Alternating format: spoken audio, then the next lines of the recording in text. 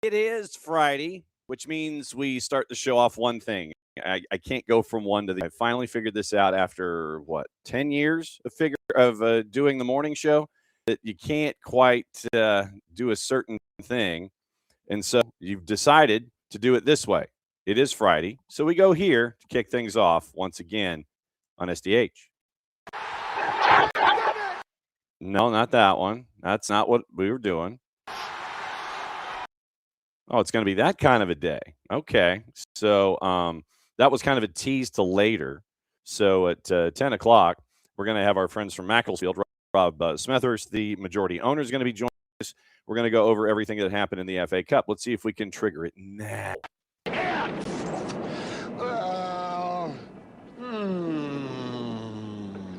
Come on, man. Go for it, dude. It's Friday! Friday! Friday!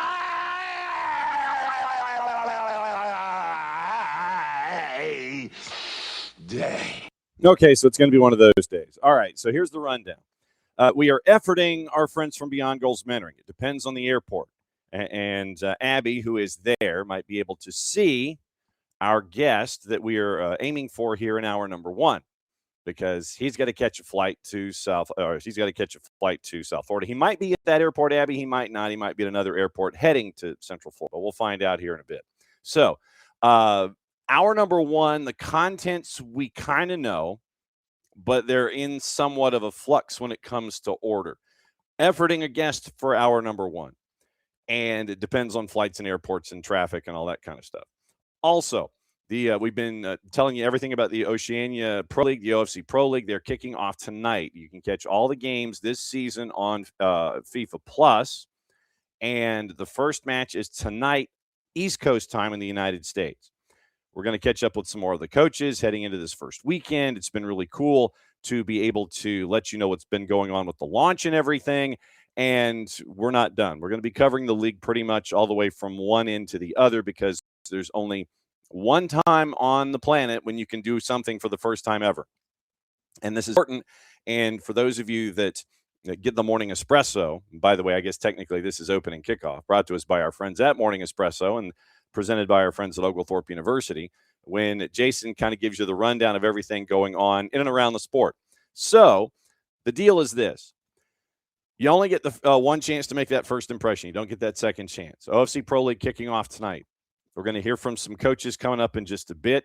In addition to all the other coverage that we've been giving so far, we're going to be giving you coverage of the league as it goes through with all the personalities and stories and so on. So OFC Pro League, a part of hour number one. Efforting a guest in an airport, hour number one. Also on the board and probably somewhat in hour number two, it's going to be looking at Chris Henderson's comments that he had from his opening season press conference up at the Children's Healthcare of Atlanta training ground, because there were a lot of topics that he was asked about that I thought it was important to get into to prepare us all for the 26th season. It's about integration of the homegrowns into the lineup, the integration of the twos, and Jose Silva with what Tata Martino is looking for when it comes to integration, leadership, shared ideas, thoughts, philosophy, all of that stuff. You've got new ideas for leaders and who those leaders could be, since Brad Gazan has now officially retired and Bart Sleesh is at Brody. So where could those voices come from? So a lot of those quotes from Chris Henderson we'll be analyzing here in the show as well. 10 o'clock, a really cool moment. That the first stuff that you heard this morning when I was trying to toss to our morning whistle, that's Macclesfield FC and their big win over Crystal Palace. We've got Crystal Palace breaking news we'll get to in a second. So Macclesfield FC is a Phoenix club, and what I mean by that is, some of you may remember Macclesfield Town. They went belly up, and so a Phoenix club, Macclesfield FC, came to be out of that. Rob Smethurst bought them in a moment that he doesn't remember. And now he has gotten to this point with Macclesfield FC, where you have one of the most seismic upsets in FA Cup history, 117 spaces separating them from Crystal Palace. They knock off the defending champs, and they are now into the next round. We'll take on Brentford coming up in about a month. So we're going to catch up with Rob, find out about the team, what it's like for him to be an owner, to have a moment like sixth division right now in the English pyramid. And so National League and all those things, we're going to be catching up with Rob and find out what's going on there with him as they walk forward here in this journey for them today. And I also apologize for the signal strength because the Wi-Fi decided not to behave this morning here in the house. And so this, of course, is our last day here, and they are the temperatures are like in the low 30s, high 20s, and the internet has decided that it wants to freeze, and the home Wi-Fi has decided it wants to freeze. So I'm going off of a hotspot at the moment. So we're seeing how long this will last. So we've already had chaos in trying to roll tape. We've already had chaos in trying to have a signal this morning. So hopefully we can have a signal behave for about 11:05, and then we can have a show this morning. So that's the rundown for today. OFC Pro League, we're going to talk about that. We're going to touch Atlanta United. We're going to talk about Macclesfield FC at 10 o'clock. We're going to do all of these things here today and efforting guests and so on and so on. But we've got news out of Crystal Palace, and I'll go ahead and hit this, and we'll see if it behaves as we go here. So, we hit play.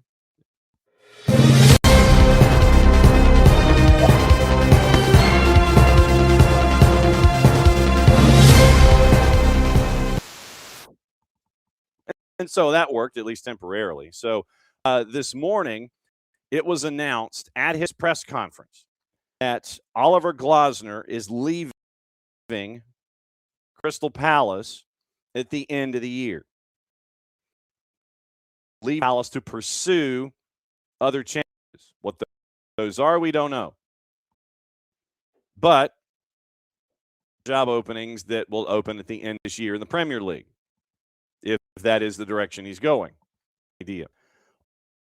Also from Crystal Palace, in his press conference, confirms Mark Gahey will not play against Sunderland as he's moving to Manchester City. Quote, the deal's in the final stages. The result is Mark won't play for us tomorrow. So fix your fantasy teams accordingly, and we'll see what it looks like there. Crystal Palace, apparently, according to our buddy Ben Jacobs, has already started exploring Glasner replacements last season. So it's a busy day for Ben. Rayo Vallecano's Inigo Perez and Getafe's Pepe Bordala, two names that have been approached. Liam Rosenior was also on the list, obviously, but he has joined Chelsea, so that's kind of a little thing that is in the way. So Manchester City, once again, agreed in principle to sign Mark Gahey from Crystal. That $35 million number, Manchester City got the okay. They're pursuing that number, and that way they get Gahey in-house, and Crystal Palace can try and find a replacement at the back between now and the end of the window. We've seen what Lacroix can do, how they can all integrate together as a group. So what it looks like when it comes to all of this behavior, Crystal Palace, and what it looks like with Mark Gahey. Mark Gahey going to Manchester City. Oliver Glasner, he is leaving, and he is going someplace that only he apparently knows. Just maybe some player than where he is at present. So we'll keep an eye out on all of that. So it's been a very, very busy day for all of them. And as we get ready for everything, obviously in hour number 2, we'll get you ready for the weekend, and we'll get you ready with juice boxes and all of that stuff as we go. So that we are. Morning, Abby. Morning, Dell. Indiana fans are heading to some game, according to Abby, and so she gets to see them at the airport this morning. So Dell is saying that the Battery signed Sean Suber from Pittsburgh, Defender of the Year and a finalist, first teamer from our friends at the USL. So we've got that this morning too. Like I said, I apologize for the signal strength because it was a day where the moodiness of the computers and the turning on and off of devices has decided to take over this morning here as we stare at the Gulf of Mexico for one final day. So I beg your forbearance in this situation, and we will continue to let it roll as we go. Okay, let me get into the OFC stuff. And I mean OFC, not UFC, where apparently Kate Scott is now the new voice or the new host for the UFC on the network that she already is in. We got games this weekend. First evers for the OFC. And it is an opportunity for the league to kick off. It's been great to catch up with a couple of different franchises. We're not cutting off our coverage at all. And it is a moment really where the game grows in a substantive step in Oceania, and it's a region that is really important when it comes to the grand scheme of things, and the fact that they now finally have a league that they can call their own is huge in this. And so you got all the teams, they're kicking off this weekend, and it is a moment for them that obviously you're going to have that is going to it's going to be really important, obviously, for the region and all that kind of stuff. And so we've been catching up with teams. We caught up with Solomon Islands. We caught up with Auckland FC. We caught up with South Island United. And it's been, like I said, it's been fun to see how they're growing in this process. So they got all 8 coaches together, and they sat them down in a room. And folks got to ask questions of all 8 coaches, and you end up with the press conference material that we're going to give you, at least in bits and pieces, here in a second. So we've mentioned South Island United. First time ever that the South Island of New Zealand gets to have a professional club, and of course, their first time out, they get to play Auckland FC in the North Island. So the North-South derby is massively important, and it takes that added meaning that we have here for this match day number 1. And so here is part of the conversation that they got to have with Rob Sherman from South Island United, the head coach, and we've got to hear about him and his time there at South Island. So here were the conversations that were asked of Rob Sherman when it comes to this matchup that he gets out of the blocks, a derby, the North-South derby as they call it, once again courtesy of our friends at the OFC.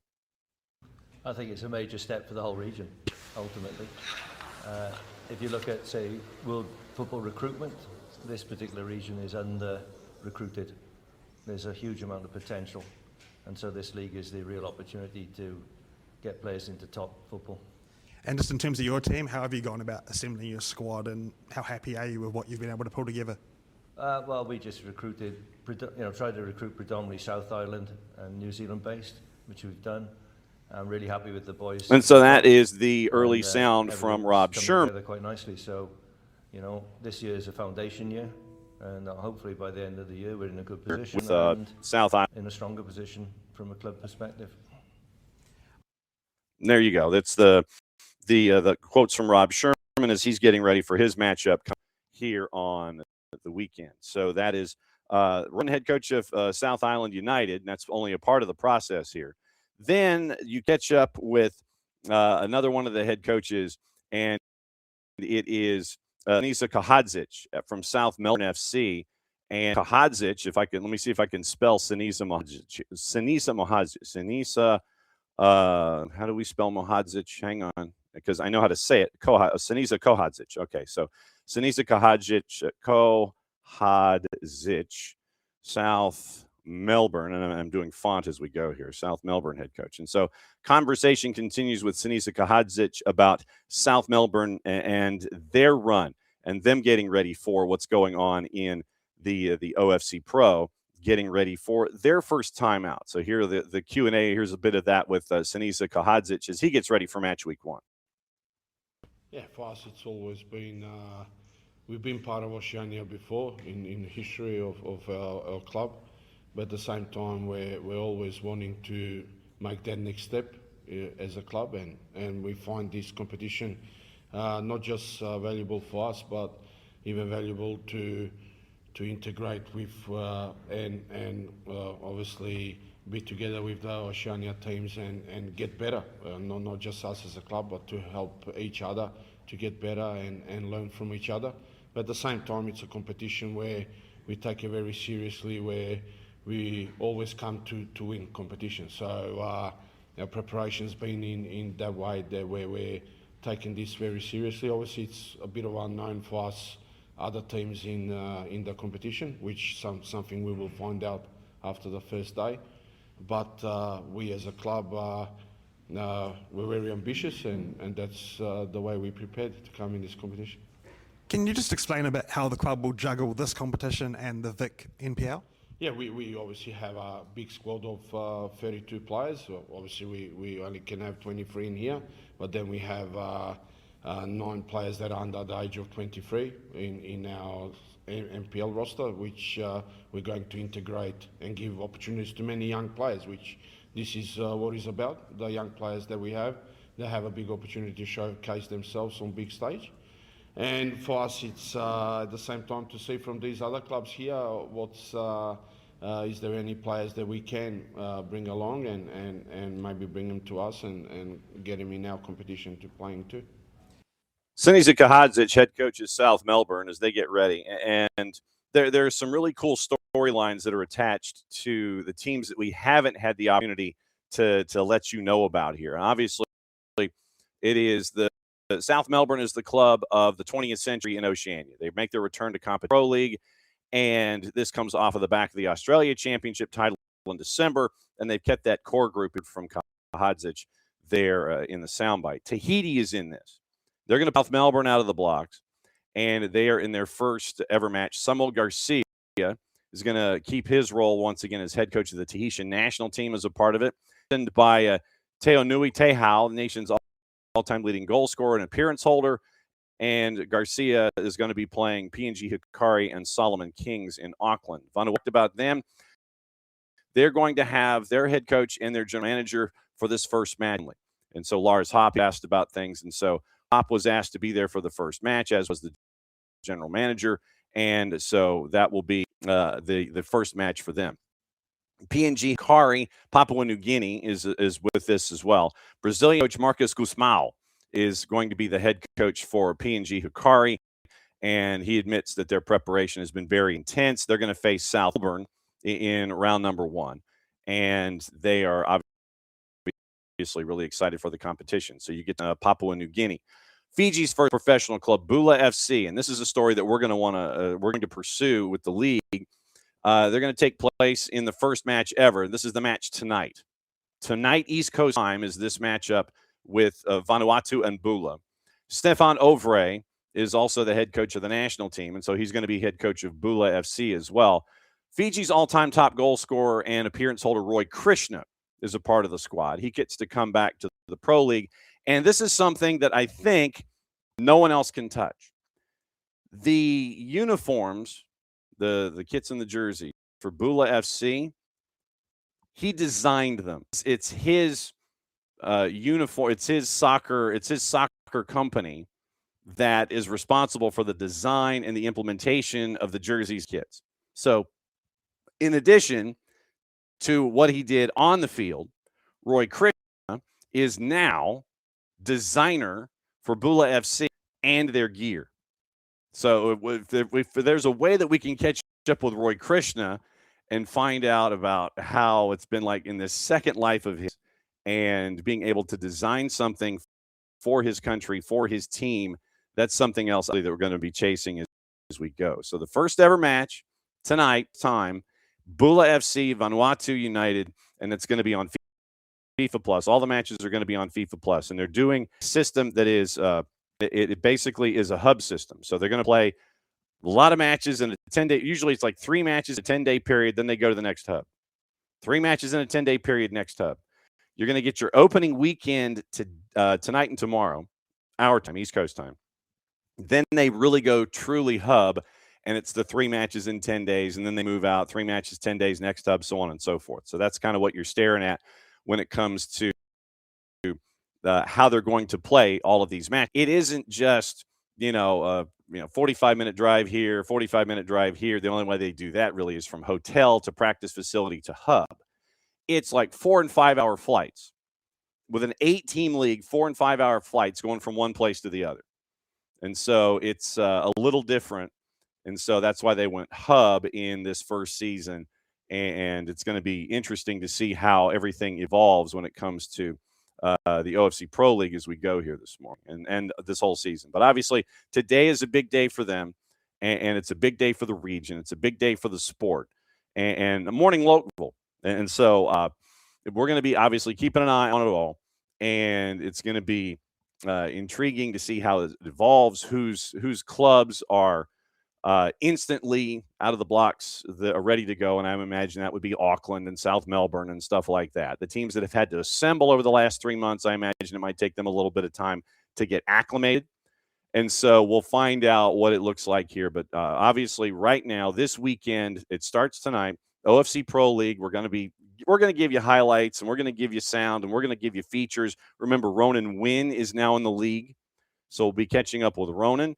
There are some other really cool stories when it comes to players who are representing their home nations for the first time, like Niue. That's another nation that is trying to assemble its own national team, and they have players finally representing their home country in this league. So we're chasing after those stories too. And then you have a player who designs the kit, and it's his company that gets to print all the stuff out, and they get to wear it too. So there's a bunch of different stories that are going to be going on simultaneously with the OFC Pro League, and obviously we're going to be keeping up with all of that stuff as we go. A couple of updates on things that we've been discussing this morning and other things we've been discussing. Doug Robertson of the AJC saying Atlanta United is going to play 8 matches on grass and Mercedes-Benz before the World Cup. The turf is going to be approved starting January 31st. And we knew that it was going to be in February when it was going to be grass, but we didn't know it was going to be turf removed and grass put in. So grass is Atlanta United at home, playing on the grass before the World Cup just to get the building acclimated to it. More stuff from Ben Jacobs this morning when it comes to the Oliver Glasner situation. Apparently, he told Steve Parrish he was leaving summer back in October. Quote, a decision's already been taken. I had a meeting with Steve in October during the international break. I will not sign a new contract. It was best to keep it between us. Best that we could do that and keep it confidential for 3 months, but now it's important to have clarity. We've had a very busy schedule, so that's when to talk about it until now. Steve and I want the best for Crystal Palace. Oliver Glasner is out at the end of the year. Glasner going forward.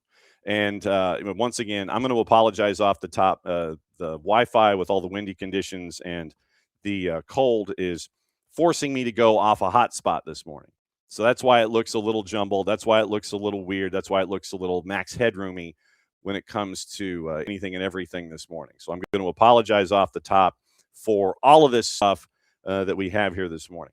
Once again, efforting a guest at an airport for our 9:30 slot. We'll see if he can make it.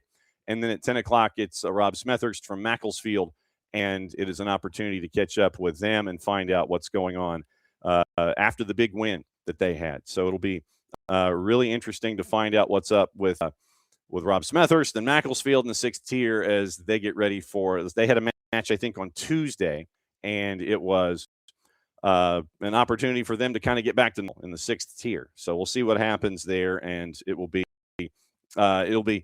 a fun conversation to have. And so it will be really interesting when it comes to the latest is with Macclesfield as we go. And so I guess technically all of that, once again, opening kickoff was by our friends at Morning Espresso. And we'll find out what's going on with Morning Espresso and the Oglethorpe University. All right, 9:30.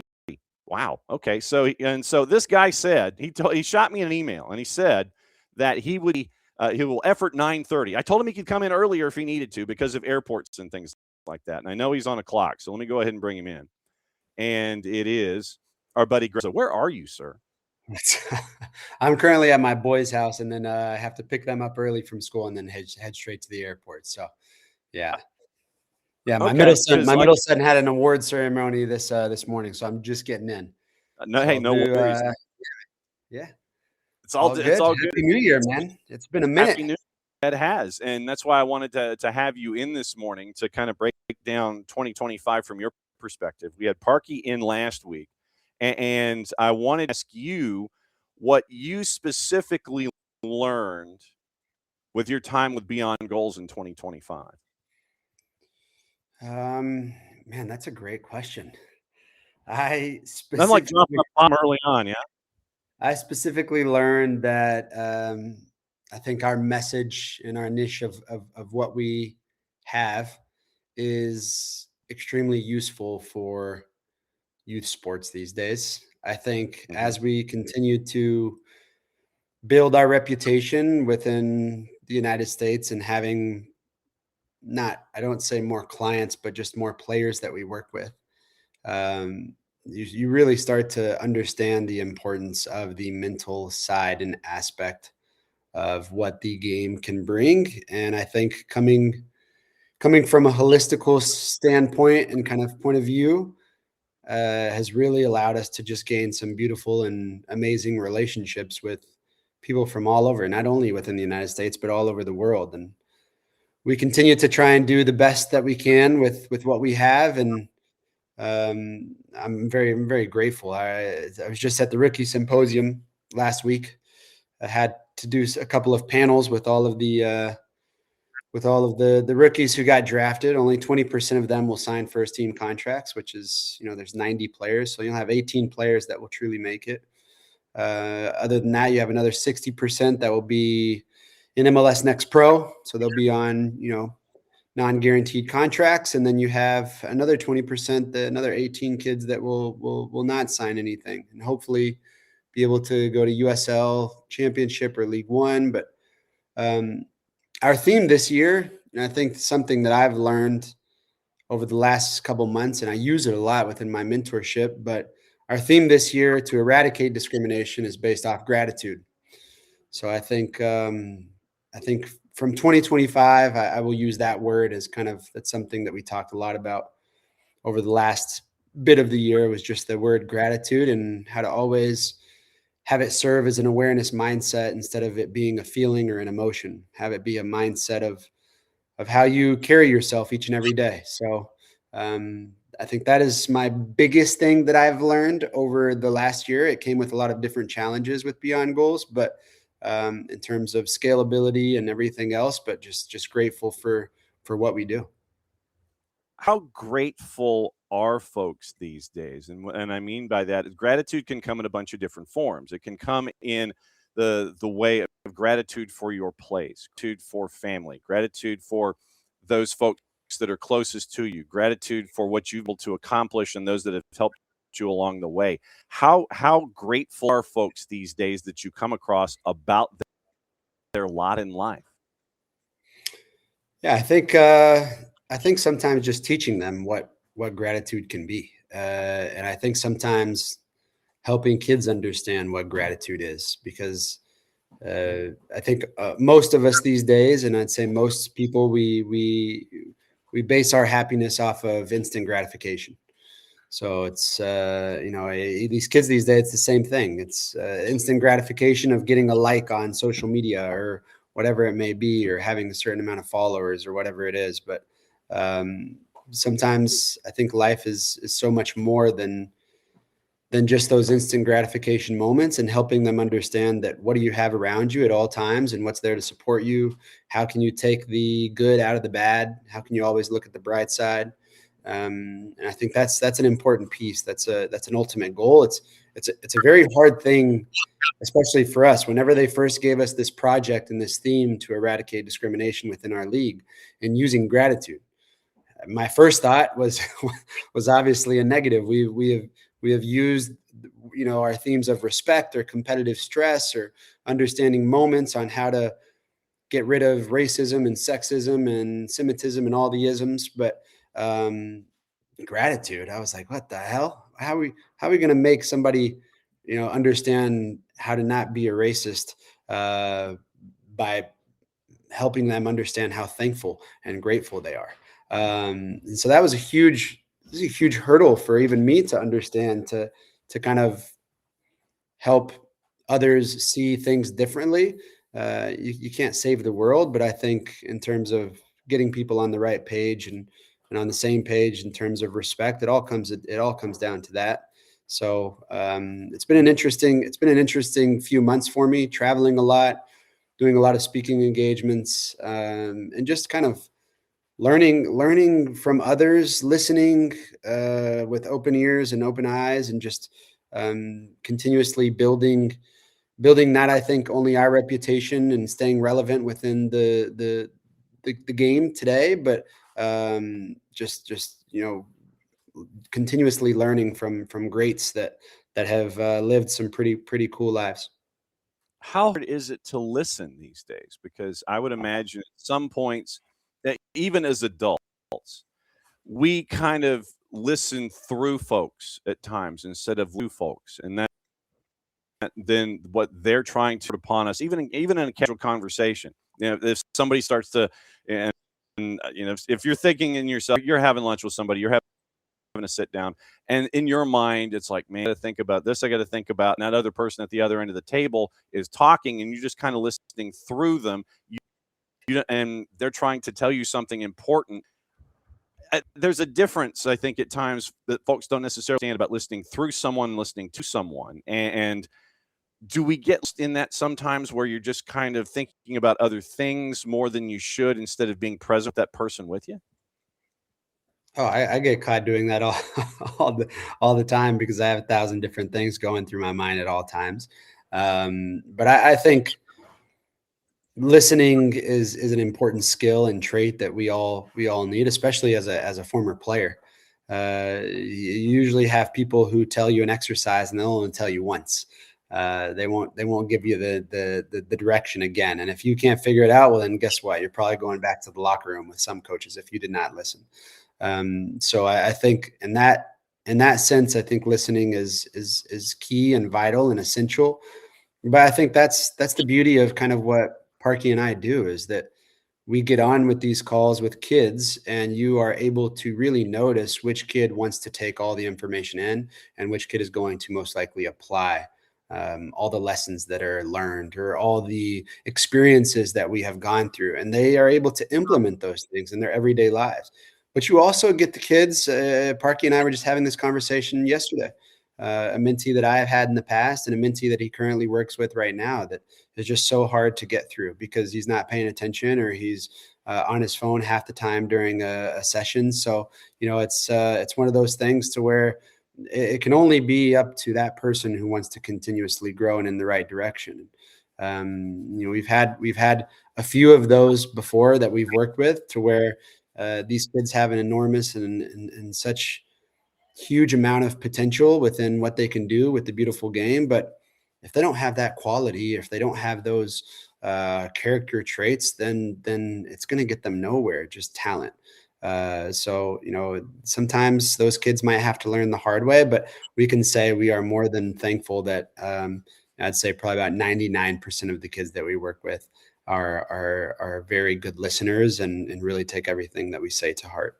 And today, these days, you mentioned trying to focus on the bright side of things with all of those external pressures that we talk about, social media that we might look at too much, the person off to our shoulder that might sit there and go for the dig instead of going for the compliment, which really to go for a compliment is easier and makes more of a lasting impact than going for the dig. But some folks sit there and they want to do the dig just because they want to get that leg up on the person that they feel threatened by.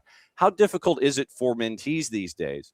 Because I know it's difficult for adults these days to look at the bright side of things and understand that it's all a part of what's going on day to day. How hard is it to be optimistic when it seems like it's really easy not to be? Yeah, I think that's going back to the gratitude mindset. I think that's what's, what I've learned over the past few months, and it's something I've always implemented and practiced for myself. But, gratitude can increase so many different benefits within anyone's life. It can help them look at the bright side, have a more positive attitude towards things, less stress and anxiety. It can encourage cooperation. It can build long-term success. There are a list of 30 different things that gratitude can do, but you can only achieve that by practicing it. And I think that's a huge piece of it. It's all of us. Once again, all of us want this instant gratification of, I'm doing something right now, I need to be master at it today.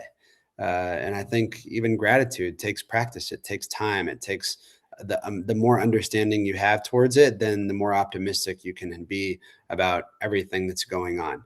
And that there's challenges that we all face each and every day. And I think even going back to the Rookie Symposium, it was helping these young kids understand that their journey is just beginning. They've been student athletes their whole entire life, and they've managed things differently. But the reality of it is that they're now stepping into a different business. They're stepping into a business to where I don't care if you're a student athlete. I don't care, what's going on sometimes in your life, as long as my life is okay and I'm taking care of my family, because it's a different world out there in a professional environment than it is in a collegiate.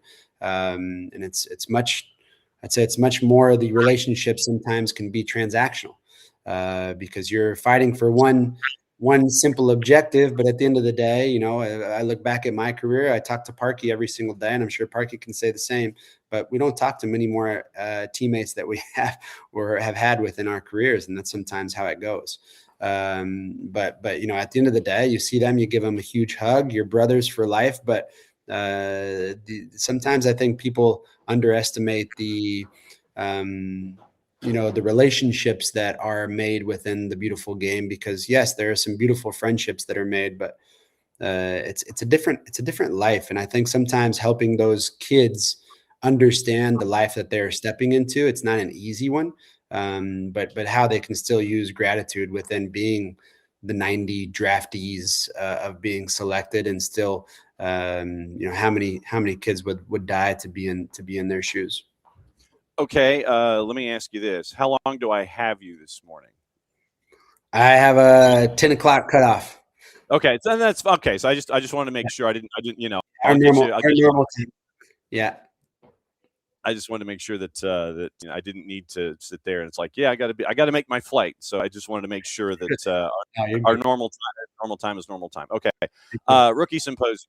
I wanted to that, and you mentioned the idea of there's only X number of folks that are going to be making it to Major League Soccer. You have all the other different levels, and you also wanted to eradicate discrimination, and it's something that sadly we see too much of these days, whether it's ultras who are yelling at the players for the club that they claim that they are supporters of. They're yelling at the opposition, thinking that they are supporting, that they're the fans that they're supporters of. It happens in locker rooms, sadly. How prevalent is discrimination from the feedback that you get, whether it's at the symposium or just in your everyday? How big a thing is this to tackle these days? It is. It's something you can't hide from, right? It's not something that I don't think is going to go away. In all honesty, it's not anything that we can just snap our fingers and just not deal with anymore. It's something that is going to continue to happen for, I think, generations to come. You can't hide away from it. You can't shy away from it. But I do think you can learn things from it. And I think that you can try and put everyone on the same path to where there is a term of respect. There is a term of seeing equally. And I think there's no better way than using sport to do so, because especially with soccer, you are dealing with so many different cultures and beliefs and religions and ways of being, ways of raising, and the way people have been taught within their youth. But there is no better way to try and help people see eye to eye and have a certain objective to make this world a better place. And I think athletes, and I think people who do have a platform of kind of where I think more people listen to them rather than to others. And I think that's a big piece of what we just talked about, is that you have this role model ship and ability to spread a great message to others. And I think that's a huge piece of what we do in eradicating discrimination within the league. Is, yes, in my case, it is only to help player on player. It is not to get rid of the ultras or the other fan bases that are dealing with things. For us, it is player on player because there's been too many of them. So it is to help them navigate their new settings, their new environments, but also come from a level of respect and finding a way to meet in the middle and kind of helping them through that. And with that, then again, it just becomes their responsibility and their accountability to not only represent the league, represent their country or whatever they represent their team, represent their family, the name on the back of their jersey, and everything that they are in terms of that reputation, but also using that platform to do good. And I think a lot of athletes these days do not understand that. In any sport that they play, they feel that they are entitled sometimes to do whatever the heck it is that they want. Say whatever they want, do whatever they want, and it won't have any repercussions. And I think, with being an athlete, you hold a certain sense of responsibility and a standard and expectation from those around you. So why not do good within your community, and why not do good with those around you? Because there are people who do look up to you a lot of the time.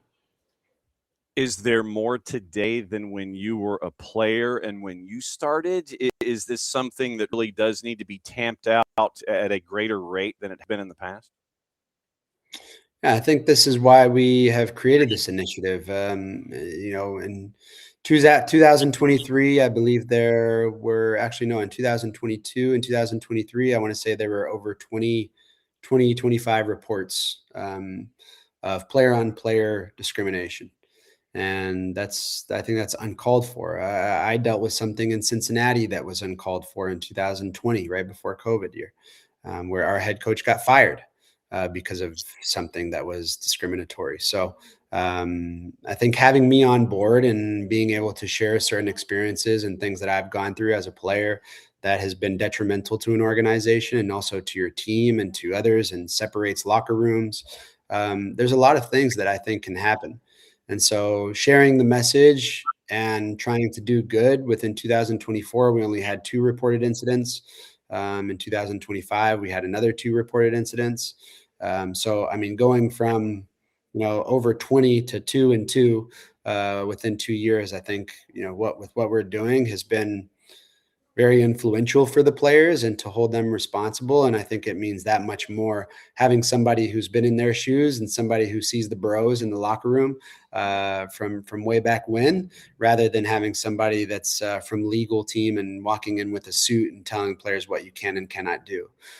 So I do think there has been an enormous push towards doing good within the league, but I think it's not the only league that needs to have it. I think every league needs to have something to where it's a player's responsibility. At the end of the day, it's a player's responsibility to push for saying no to racism. Yes. Saying no to sexism, saying no to all these different things, whether it be religion. But we can't just wear these, these captain armbands that say no to racism, or these captain armbands that are for Pride Month. I think that we have to do more, and I think we have to speak more and kind of come together as players, because you are a union. You are people who have this power. Because without you, the league doesn't stand a chance. So I think that's a big piece of it, that I think the league has done a great job in trying to help players use their platform for that good. From your experience, is it more something that is a learned trait from inside the locker room and interactions, or is it I don't want to use the word hereditary, but a trait from outside the game that you bring in with you that you notice, or is it something that is found inside the game that is kept as a trait? Do you have any ideas to which direction it comes from, or is it a mix of both, do you think? You mean discrimination?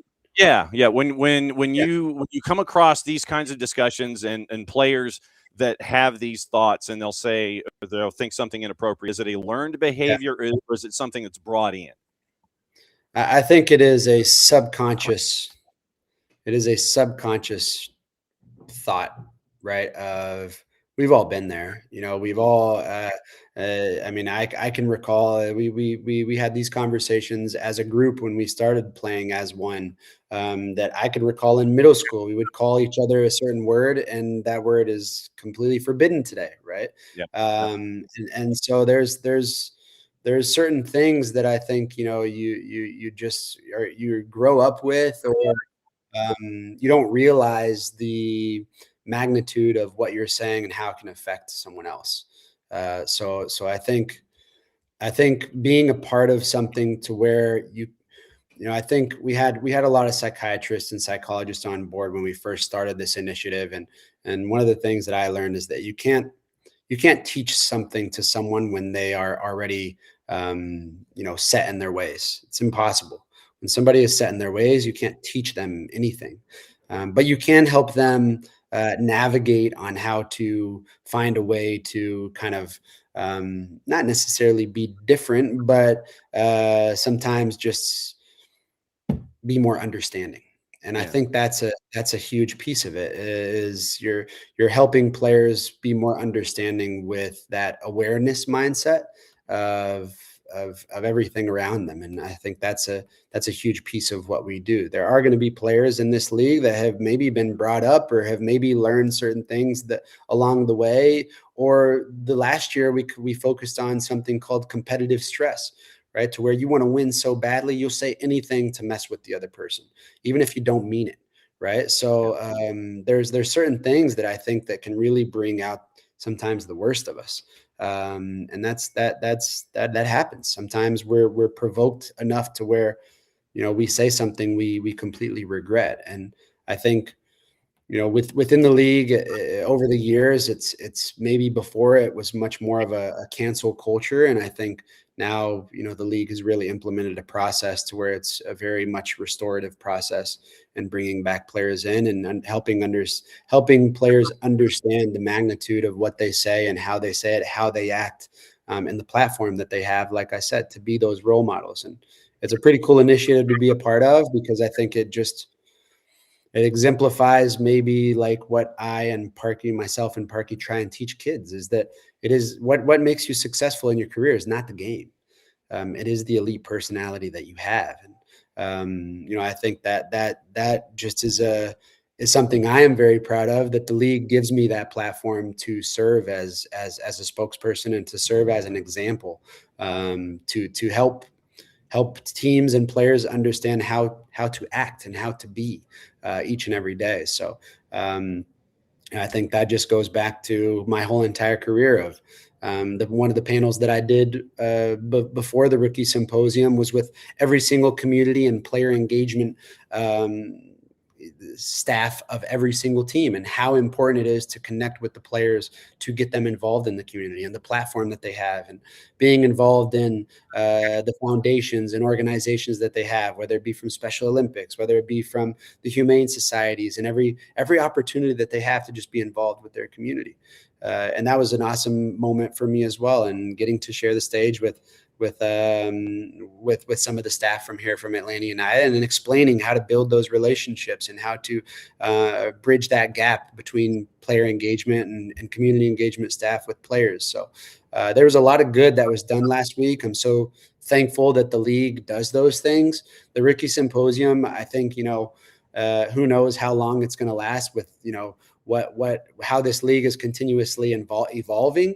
But I do think it is a massive asset to just help these young players come into the league and come to an understanding that the responsibilities that they have, but also the beauty of what it is to be a professional athlete. So I'm very thankful to be a part of that.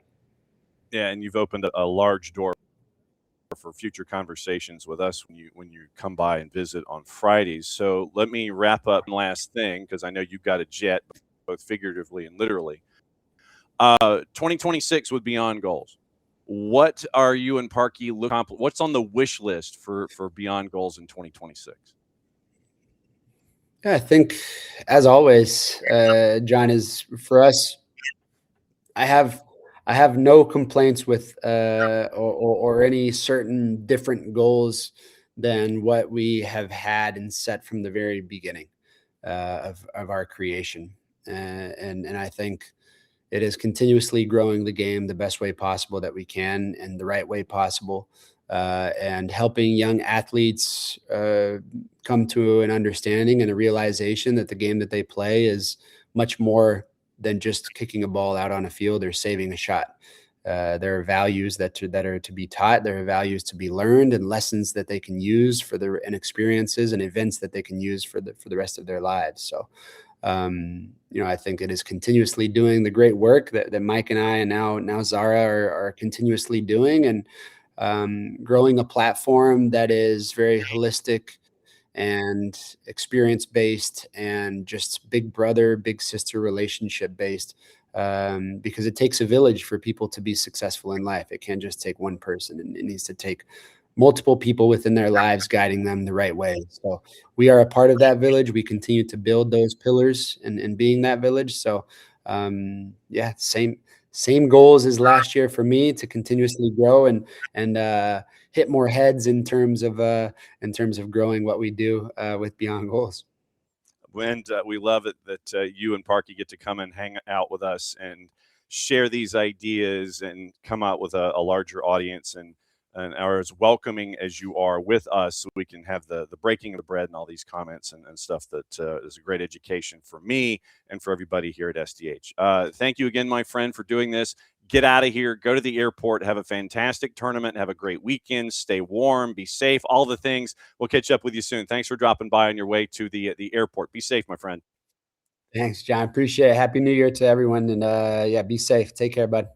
All right, there we go. Greg Garza. And that's Greg's first appearance in 2026. It's always great to see Greg. And so, yeah, Greg is on his way to a tournament, and it's a big deal for the Garza family. And so we can't thank Greg and Parky enough for everything that they are able to impart here on Fridays when they get to come visit. Their lives are going 9,000 miles an hour. And the fact that they get to, that they take the time to stop here and visit with us to discuss these topics, it is in a way, if I could get my upper plate to work, it is in a way our own mentoring sessions. And it's reminders of things that we get to see on a daily basis. And when we get to bounce the questions in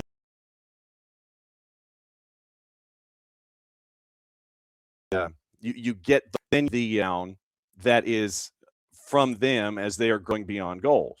So it's really important that we get to have these shared experiences. Like I said, it's great for me. I get to learn, and being the naturally inquisitive sort, you get to kind of find out what's going on a daily basis, and you get to learn. And that's the biggest thing, is learning as we all go forward.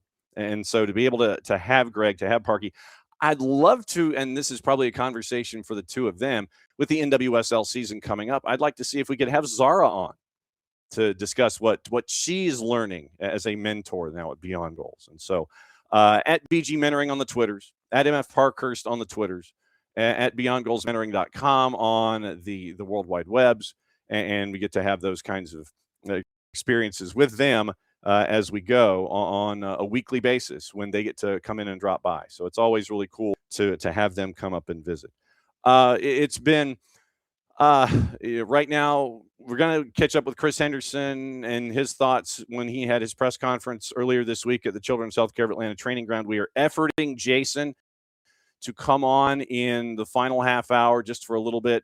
There is a large press conference and a learning opportunity for the assembled media when it comes to Atlanta and their World Cup preparations coming up, because we are under 150 days before the World Cup starts here in the U.S. And so it was a chance for the hires up at Mercedes-Benz, for Dan Corso, to have a press conference to give a bit of a status report and how Mercedes-Benz is going to look, how it's going to change, what it's going to be for Atlanta United when the turf is removed and the grass is put in, and all of those things. And so if Jason is in a space where he can come and join us bottom of the hour-ish, then we can catch up with him and find out what the latest is with Mercedes-Benz Stadium and what it looks like as it gets prepared for the World Cup and the world as it comes in 2020. So, okay, this is cool, and there's no other way to describe it. So this is really cool that we get to do this, and I'm gonna play a piece of tape first, and then that will start our session off here in hour number 2, and we'll see if our upcoming guest remembers this moment. At least he better. And they've done it! You just witnessed something truly special, utterly remarkable. Macclesfield, magnificent. This is one of the greatest ever upsets in the long, long history of this incredible competition. Macclesfield, of the 6th tier of English football, have dumped out Premier League Crystal Palace, the holders of the FA Cup. And then the crowd continued to cheer for quite some time, as they well should have. And we bring in Rob Smethurst. Nicely done, sir. Well done. Nicely done. Thank you. Thank you very much. Wow. What can you say? I couldn't resist that piece of tape, honestly, because those of us here on this side of the Atlantic, when that moment happened, we're seeing those of us that got up early, we're watching what's going on. And then you start to get the alerts on social media and all this kind of stuff. Hey, Macclesfield, they're leading. Crystal Palace is in trouble. And there's the cutaway of Steve Parrish, and he's got the stone face. As it gets later and later, Steve Parrish probably didn't change today, knowing that Oliver Glasner's out at the end of the year by his own hand. But, you get those moments, and Steve's response doesn't change, and you get that moment there for you there at Macclesfield. Has it really sunk in, the gravity of what you were able to accomplish as a club? I don't think it ever will. I think we've created absolute history. We've come from against all odds. We're a very small football club in terms of the Premier League.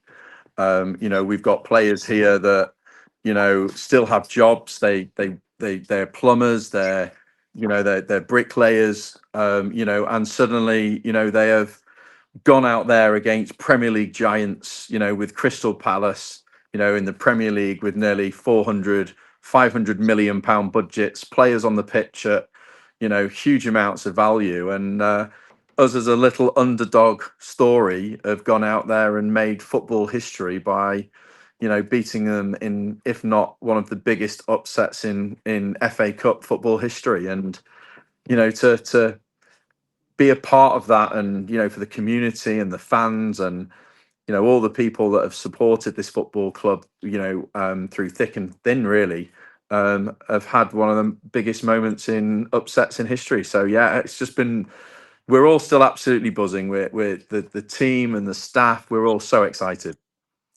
For those that may not know the backstory, and I am away from my studio space. I'm away from my office. You get to see what it's like when I take that week of vacation a year. I have a Macclesfield Town scarf in my office from the time when it was troubled and they were trying to raise funds and that kind of a thing. And so I dove in and tried to help out in a small way. I've got a Macclesfield Town scarf in the office. The club went away. This, what you refer to with Macclesfield FC, is as a Phoenix club. And this is something that you've taken over. And for those that may not know the story, it's got a bit of an interesting twist to it. We can get into that if you want, just briefly. But what's it been like for you to take over and understand what it means to the community there, to this club, and get it to this point to where you're in the 6th tier and you get to have this kind of a thing that you can hang on? Yeah, I mean, if we sort of just go back a little bit. So this Macclesfield had a great football club in Macclesfield Town, and unfortunately it went under. It went into receivership. It wasn't making enough money, and it was a League Two football club, and the whole club went under. The heartbeat of Macclesfield, the community was upset. We were, there was people, grown men crying on the streets, and it was one of those moments where I'd just sold my business, and I probably at the time wasn't in a great place. I was struggling with addiction, and I had no purpose in life. And when this football club came up, I just thought, I wonder if I could make a difference to the local community. And I had no football experience. I've had no knowledge of how to run a football club. And I bought it, and I thought, I'm going to give it my best shot. And we all got together. We created Macclesfield FC, and we started on this journey. And the first year, we were trying to find players. It was a pay as you play model. We're in the lowest level of football in as far as the pyramid system. And we won that league, which was incredible. We then start the new season on a high, and guess what? We won that one too, which was incredible. And that was the moment when we thought, wow, we were getting nearly 3,000 to 4,000 people coming through the gates, on a cold, wet Tuesday night here in England. And then, believe it or not, we went again, and we did it. We won it the third time. So, we've moved up the pyramid system like a dream. It's been unbelievable. We've got a massive academy here with 600 kids that play every day. I've got a big foundation where I pay for kids that can't afford to play football. There's about 400 kids there that we buy boots for, and I support and try and help to obviously play the game. And then we also got a school here in the day as well, which we open the doors, and we've got teachers here that can teach. So we've got kids on that as well. And and then the most exciting thing is we got our next promotion. So now we are in what's called the Conference League, the North Conference League, and we are it's absolutely unbelievable. And then the story even gets better. We start on the FA Cup run, and we get through rounds, and and then suddenly we pull the Crystal Palace, the huge Premier League football club that arrives here at Macclesfield. And we're just a small town club, and with huge belief in what we can do. And it's the real David and Goliath story. And yeah, it was some serious day when we managed to win them. And I mean, it is one of those stories that on multiple levels, I think folks can relate to. Your story that's attached to it, where you were coming from in your life, and I think that you have something like this, and it's something that you can hang on to on a daily basis, and it gives back to the community more than tenfold. But that's just the number that pops into folks' heads. What has it been like for you in your life to pick up a club at that point in your life, and to be able to invest, have the town give back, have the fans give back, you get to invest more, they give back just as much, and that cycle continues to grow and grow and grow. What has it been like for you? Do you get the chance to step back and go, we really have been doing something special here in a very, very short period of time, and just where everyone has pitched in and gotten themselves involved in all of this? Have you had a chance to sit there and understand what you've been able to do? Do you know what? I haven't really. I think I'm quite grounded, and I'm a big believer in helping others, and I've not really stopped. It's a case of keep on pushing and trying to achieve. It's when I look back at my life, I never really felt as if I did achieve, if that makes sense. I felt like I was never good enough, and that maybe comes back from growing up at school, where you're told you're a failure. I had ADHD, I was dyslexic, and I really struggled. And I've always got that determination that I want to better myself. And no matter how tough my life's been, to be able to give back to others and see this community being lifted and putting a heartbeat back into a town is really my biggest accomplishment. And to see those kids that play out there week in, week out, trying to be footballers, and the whole excitement of that is what it's all about. And the power of football or soccer is something super special here in the UK. And to get that opportunity to on a Saturday, when you see those fans coming through the door, and their excitement, and they're with friends, and they're with family, and they're with grandparents, and the grandchildren are here, and that's what a real community is about. And I think that's the most sort of feel good factor for me, that we've created something so special. And it was a stand-up move by Terrace and Crystal Palace. They basically said, "Nah, you can hang on to receipts. It's all you." When you get to see when that something like that happens, you know that Steve Parrish gets it. He knows what the lower divisions mean to each and every one of their communities. When he told you that, when Crystal Palace said, "Nah, hang on to it, we're cool," what did that mean to you and to the club? Yeah, it's huge. I mean, you know, these clubs cost an awful lot of money to run. You know, they're very expensive. Sometimes you know, we you know, obviously we're always trying to cover the costs, so we're always looking for support and people to help us along that journey. And you know, when he did that, you know, those things are really special. You know, they are the biggest in the Premier League. You know, the money that they've got, you know, to help out, you know, a club like us that is on that journey, you know, trying to move up the leagues. You can't thank them enough. And when we won the game as well, you know, their fans were incredible. You know, a standing ovation, you know, clapping, even though they must have been so hurt inside for seeing a massive Premier League performance like that. They really like showed what a real community club they are. And you know, that was a touching moment for me. That was a touch of class from Crystal Palace. When here in the United States, we have our cup competitions as well, and we have the all-in tournaments where the amateur clubs, the clubs that are just, it's like, hey, can you come and hang out and be a part of a starting 11 on a Saturday? We have that element, our Open Cups as well.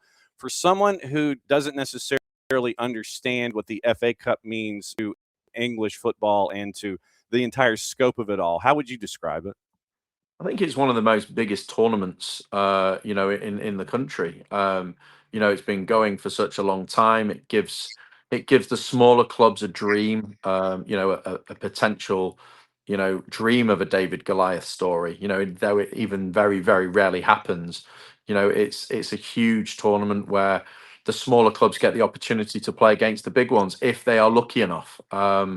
You know, and you know the way it works over here is you have to get through so many rounds. I think we had to get through around 6 rounds before we even allowed to enter, you know, the league system of bigger players, the bigger clubs.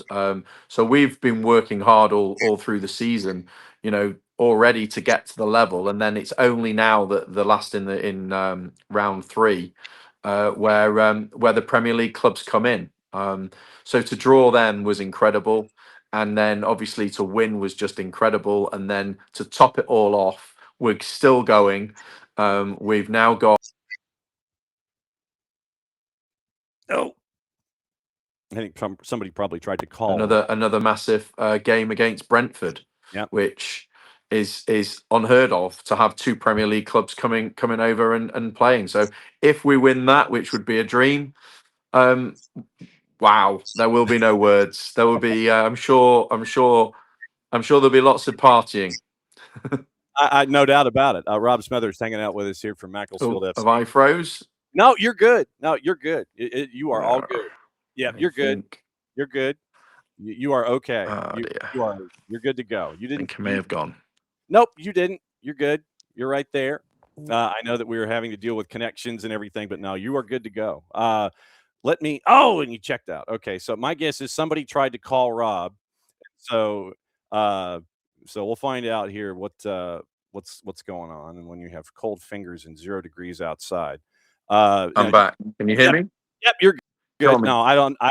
You're good. You're good to I go. apologize. Yeah, I think someone rang me as I'm on the phone, and it's just literally kicked us off. So yes, yeah, that happens every once in a while. No worries on our end. Have you had conversations after the win over Crystal Palace, and then you get the draw, and then you're ready for Brentford?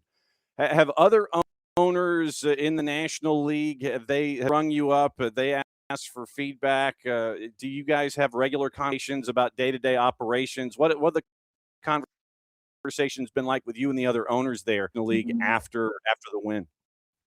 I think it's a huge advocate for our level. You know, we don't really we don't really have those relationships. We're all in competition, so we kind of, you know, I'm not saying it's a love-hate relationship, but we all get on behind the scenes and we're all one, but it is a very competitive pyramid system, and if we can have advantages over other clubs and vice versa, we're all trying to recruit the best players we possibly can. There are clubs that are trying to poach our players, and we like players that we've seen at other clubs. And sometimes as an owner, it's not great when you're doing so well, and a bigger club comes in for one of your players, at more money, and you can't keep them. So you tend to be kind of a closed network, really. And I think we're all pushing the right direction. We all want the best for all the clubs, of course we do, and there's huge respect there. We were kind of like a very big fish, in a small pond as we were moving up the leagues. But we've got to a stage now where we're starting to see the quality shine from other clubs, and very much a level playing field as far as budgets. So you have huge respect for them. But yeah, a lot of them have all kindly sent some really nice messages. And you are that effect. You are in a true fight right now. You do have two or three matches in hand, depending on who we're talking about in the standings. But in the lower divisions, and legitimately, it starts probably just as soon as you hit the championship. But from there down, it is a pierce brawl. It is taking swings, and you've got to come out hot, and you've got to stay hot the entire time. Right now, the way things are, with matches in hand, you're 3 points out of the promotion playoff spots, because there have been folks like South Shields and Kidderminster Harriers. They've gotten that good start, and right now they're in there locked in. It is a true fight to get into that 7 spot. But the thing is, with all the matches in hand, you're only 3 points out of the promotion playoffs. I mean, this is something where and correct me if I'm wrong, it just feels like you've got to be at 100% energy, whether you're on the field, off the field. You've got to be gassed up the entire time. There's no rest for any of you, it seems. That you're absolutely spot on. There isn't. We're driving, we're pushing. We've got to keep going. We've because of what we've had to go through with the FA Cup, and we're also in the FA Cup Vars as well. We're well behind the other clubs as far as the amount of games that we've played. So, we've got a massive backlog here of games now. So it'll be Tuesday, Saturday, Tuesday, Saturday, Tuesday, Saturday games now. And it's going to be relentless for us. To the end of the season. And it's going to be tough. But the start of the season for us, was our first time in this league. So for us, it's really a learning. It's about me learning about the players. I wanted to give all the players the best opportunity to still play at these levels. When they moved up, because they did such a convincing win last season, that we had to give them an opportunity. And some of those have really shone, some of those have come through, and others haven't. We've brought in a new head of recruitment now to start to strengthen, to look at higher levels, higher leagues, to see if we can start getting players of the ability for this one. So for us, this is a kind of a year for me to sit back, develop, better ourselves, steady the books, and then kind of just then look at, like, what do we need at this level. So sometimes, trying to win too quick, believe it or not, and move up too quickly, if we're not ready for it, then we can position where we could be financially out of control, or we've bought wrong players, we've rushed the decisions. So this is kind of a free hit for us this year. It's kind of, let's learn, let's sit back, let's experience what we've got to go through, and then we can recruit well in the summer. It's a much more physical league that we're in this season. The players are taller, bigger, stronger. They work on a lot of set pieces, and big long throw-ins. And we've always been very fast, dynamic, quick. Playing through the thirds as quick as possible, attacking fast football. And sometimes, we're getting knocked off the ball and we're struggling.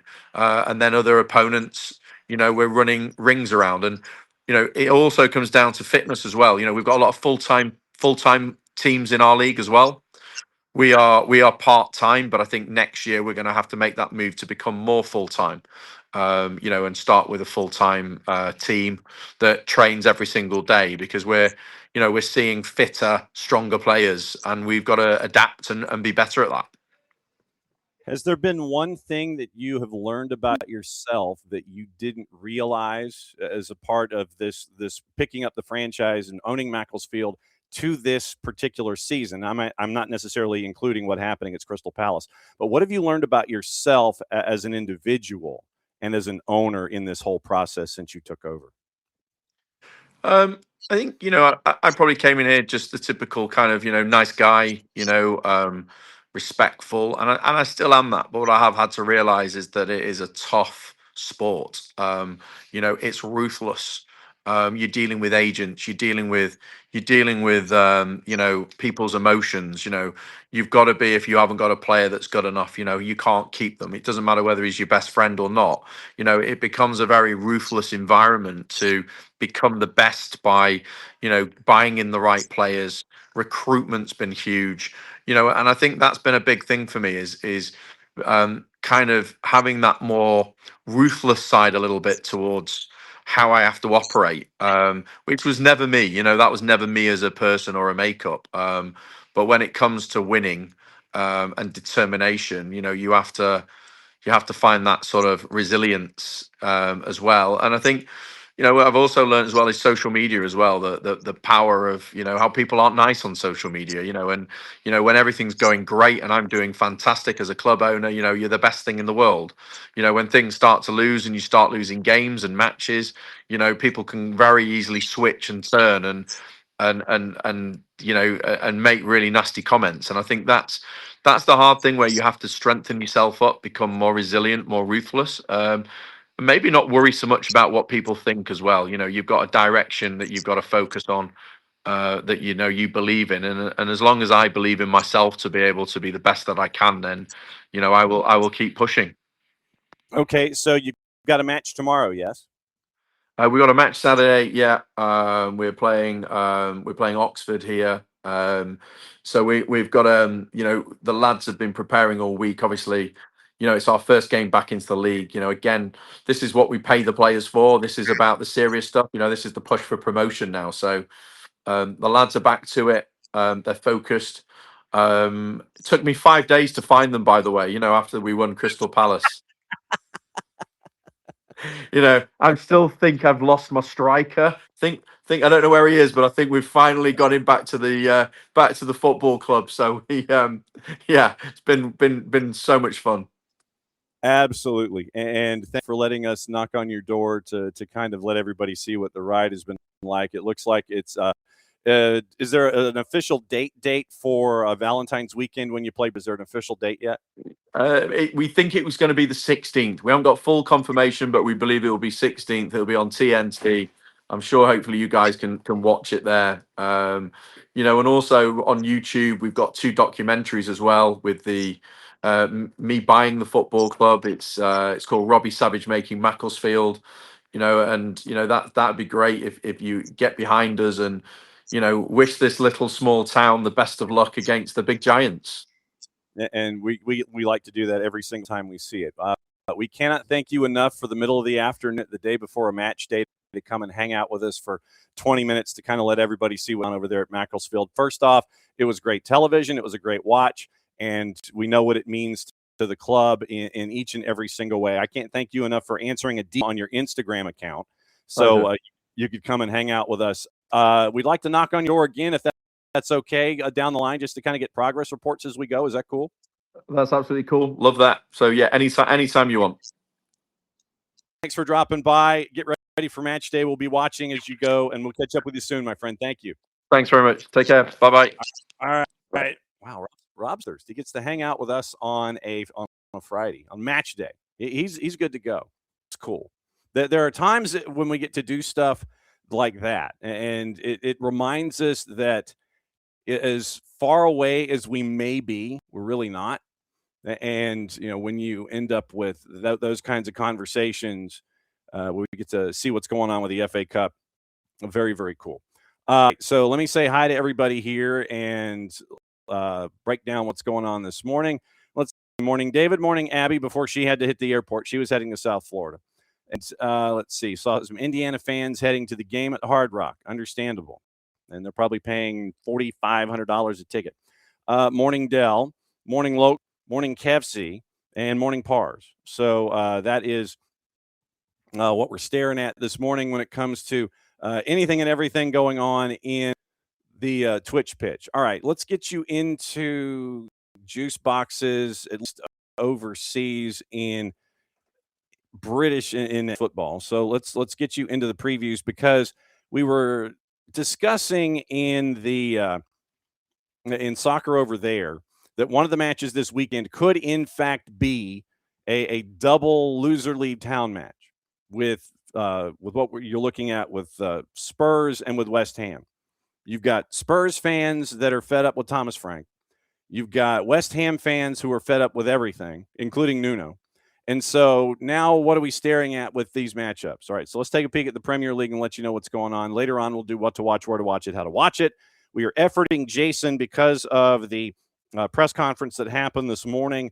It might still be going on, having to do with Atlanta United, with the Mercedes-Benz Stadium, Atlanta United, and the World Cup, and how it all integrates and what the building is going to be looking like, transitions from surfaces, all those kinds of things, what Atlanta United is going to have to be doing when it comes to changing surfaces. Are they going to be on grass? How long? How many matches? When does the transition happen? All those things. We're efforting Jason for when the press conference and when the press opportunity is done. Okay. Tomorrow, Premier League. We'll go over standings too as we get you into the weekend after the FA Cup break. Manchester Derby leads everything off at Old Trafford, and it is the beginning of the caretaker managerness for Manchester United. They are an underdog at a plus 262. Manchester City is a minus 110, draws a plus 283.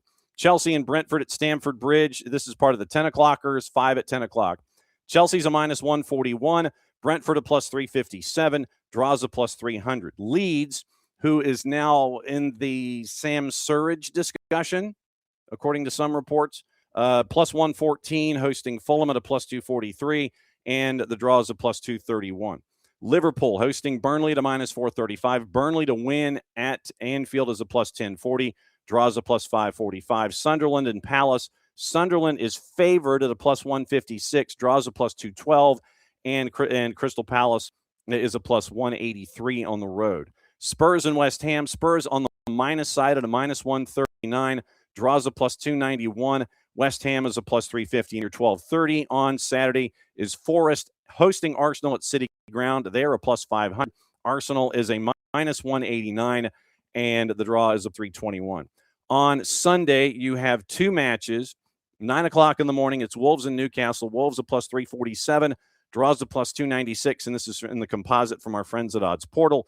And Newcastle is a minus 139. Villa is at 11:30 Eastern, a minus 52, hosting Everton, who's a plus 412, draws a plus 286. Monday Night Football, it is at the Amex, Brighton and Bournemouth. Brighton a minus 16, and the draws a plus 287. Bournemouth is a plus 275. So you now have that information heading into your Saturday. The standings, Arsenal points cleared. After 21 matches, Arsenal 6 points cleared. Manchester City has drawn their last 3. Opportunities there missed for Pep Guardiola. 49 points to 43. Villa is third, well behind on goal difference, identical record at 13-4-4. Liverpool, 35 points. So this is your chase group.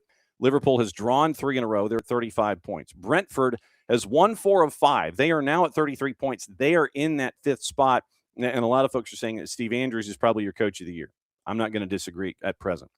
Newcastle 6th. They've won 3 in a row. They're at 32 points ahead of Manchester United on goal difference, who have drawn their last 3. They're unbeaten in their last 4, but only 1 win. Chelsea is 8th at 31 points, well ahead of Fulham on goal difference, and Fulham is unbeaten in their last 5. Sunderland is at 30 points. They had drawn their last 4 going into the last week of competition 11 days ago in the midweek. It's a loss, so that 4-match unbeaten run ends. Sunderland, I think, is coming back to the mean a little, 30 points. Brighton is at 29 points ahead on goal difference, and Crystal Palace is at 28 points. 3 losses, 2 in their last 5 matches. So Palace is at 28. Spurs 27. They had a 3-match unbeaten run, snatched time out with a loss. They're at 27 points. They're in 14th. Bournemouth is at 26 points. They won last time out. They really needed that to separate from the drop zone. They're at 15th at 26 points. Now you've got Leeds and Forest. Leeds is 22 points. They lost last time out. They were unbeaten in their last 4. Daniel, a decent run of form going, and then they lose last time out. They are 16th, but they're also 8 points from safety. Forest had lost 4 in a row. They won last time out, and they are at 21 points. Your bottom 3 right now. West Ham at 14 points, 7 points from safety. They have lost 4 of 5. They've lost in a row. Burnley's at 13 points, 3, 4, and 14. They've scored 22 goals, same amount as West Ham, and they're better in goal difference by 2. Had a match losing streak snapped with a draw last time out. And then Wolves at 1, 4, and 16. They're unbeaten in their last 3.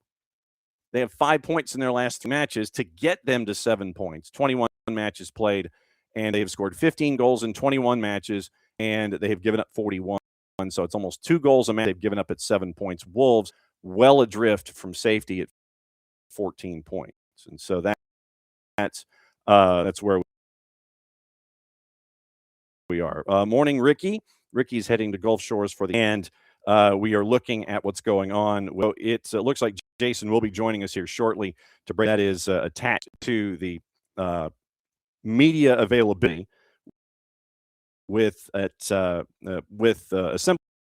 and Mercedes Stadium personnel and World Cup folks, City of Atlanta folks. So it will be interesting to see what happens with all of the activity that's attached to that. And so once again, we'll catch up with that coming up here in just a little bit. And so gossip, rumor, and innuendo, let's get into that and let you know what the latest word is when it comes to whom going where. And we'll find out what it looks like with who might be going where. Once again, remember, it looks like Mark on his to Manchester City as it was broken out this morning by Oliver Glasner in the bombshell press conference where he says he's out at the end of the year. He's going to Manchester City. So you're looking at that as 2 of the biggest pieces of news when it comes out of Crystal Palace. Manchester City, they have agreed on the deal. So we'll see what happens with that. It looks like Roma has signed Daniel Mallon from Aston Villa. And where's my gossip? So gossip. Here we go. You tab, then you get it. All right. We mentioned Tammy Abraham. That was a part, and that's been consistent. Villa wants to seal a permanent deal for Tammy Abraham, currently on loan at Besiktas from Roma. 18-19 season, he was on loan at Villa, helped him earn promotion. Manchester United growing confident they'll be able to sign Carlos Baleba from Brighton in the summer. That's from the 3-letter paper. Take the information at your own peril. Also, Juve made an inquiry about Jean-Philippe Mateta from Palace as they seek a long-term replacement for Dusan Vlahovic. That's from Sky. Inter, Napoli, and Fiorentina are all contenders to chase after Harry Maguire in January. That's from Mercato. Nottingham Forest's defender Murillo being considered by Manchester United as they're looking for a replacement for Harry Maguire. 4-letter paper, take the information on peril. Chelsea, they want to bring in a defender in the window. They're staring at Bournemouth's Marcus Senesi among several targets. United's Michael Carrick is keen to sign Hayden Hackney, the midfielder from Middlesbrough, who's also getting interest from Spurs. It is Valencia approaching Brentford on Frank Onyeka from Nigeria. West Ham is Cresswell from Toulouse. Forest is looking at David from Tuto Mercato from Inter Milan. Kobe Mainu could look to secure a loan exit. That's from the other 4-letter paper. Take the information at your own peril. We'll get back to all of that coming up in just a bit. Now, to let you know about what's going on, it was a very, very busy morning involving Mercedes-Benz Stadium, getting ready for World Cup 26. And so for this, we put out the bats to join us for a bit of the 411 this morning over at Mercedes-Benz Stadium, sir. Well, it was a virtual media availability, John. We were not at Mercedes-Benz Stadium. There were media members from all over the world hearing what's going on here in Atlanta with the host committee. It's, I think, a smart way of handling these updates because they're going to be frequent and there's a whole lot of people worldwide who are interested now that we know what countries are coming to Atlanta. A lot of conversation from Spain, from South Africa, from other countries, just trying to learn about what's going to happen here. You know, I mean, I think we take for granted sometimes, like, Atlanta has an amazing stadium, but not everybody knows it has a roof and has air conditioning. So, you know, just kind of reiterating some stuff like that maybe we know here locally, but maybe the rest of the world is learning. And also, I think just more than anything, the idea that this is different than it was about 6 months ago when there was a big media availability downtown. This is beyond like planning. This is executing. And this is now like what is happening. Atlanta's got a lot of experience with these kinds of events. So it was just an update on where things stand at this stage. Is about infrastructure. It's about transportation, getting folk venue, the day-to-day operations, all the stuff going on around it. And there's going to be a different surface that's going to be in here. This is something that is truly three-dimensional. It is not something that is just like, okay, wind it up and just let the car go down the road. Well, that's a World Cup. I mean, that's an Olympics. That's all of these different things that, you know, you've covered them before. We've all experienced these where it's not just open the stadium and, oh, Spain and Cabo Verde show up and it's a big game. This is a big deal, and it's different than what we've had before. And I think that's also, you know, something that has to be understood here. This is not going to be from a surface perspective. You know, let's talk about the grass, because I think that's a huge talking point here with World Cup and Mercedes-Benz Stadium. This is not what has happened in previous friendlies. This is not Copa America 2024. This is not FIFA Club World Cup 2025.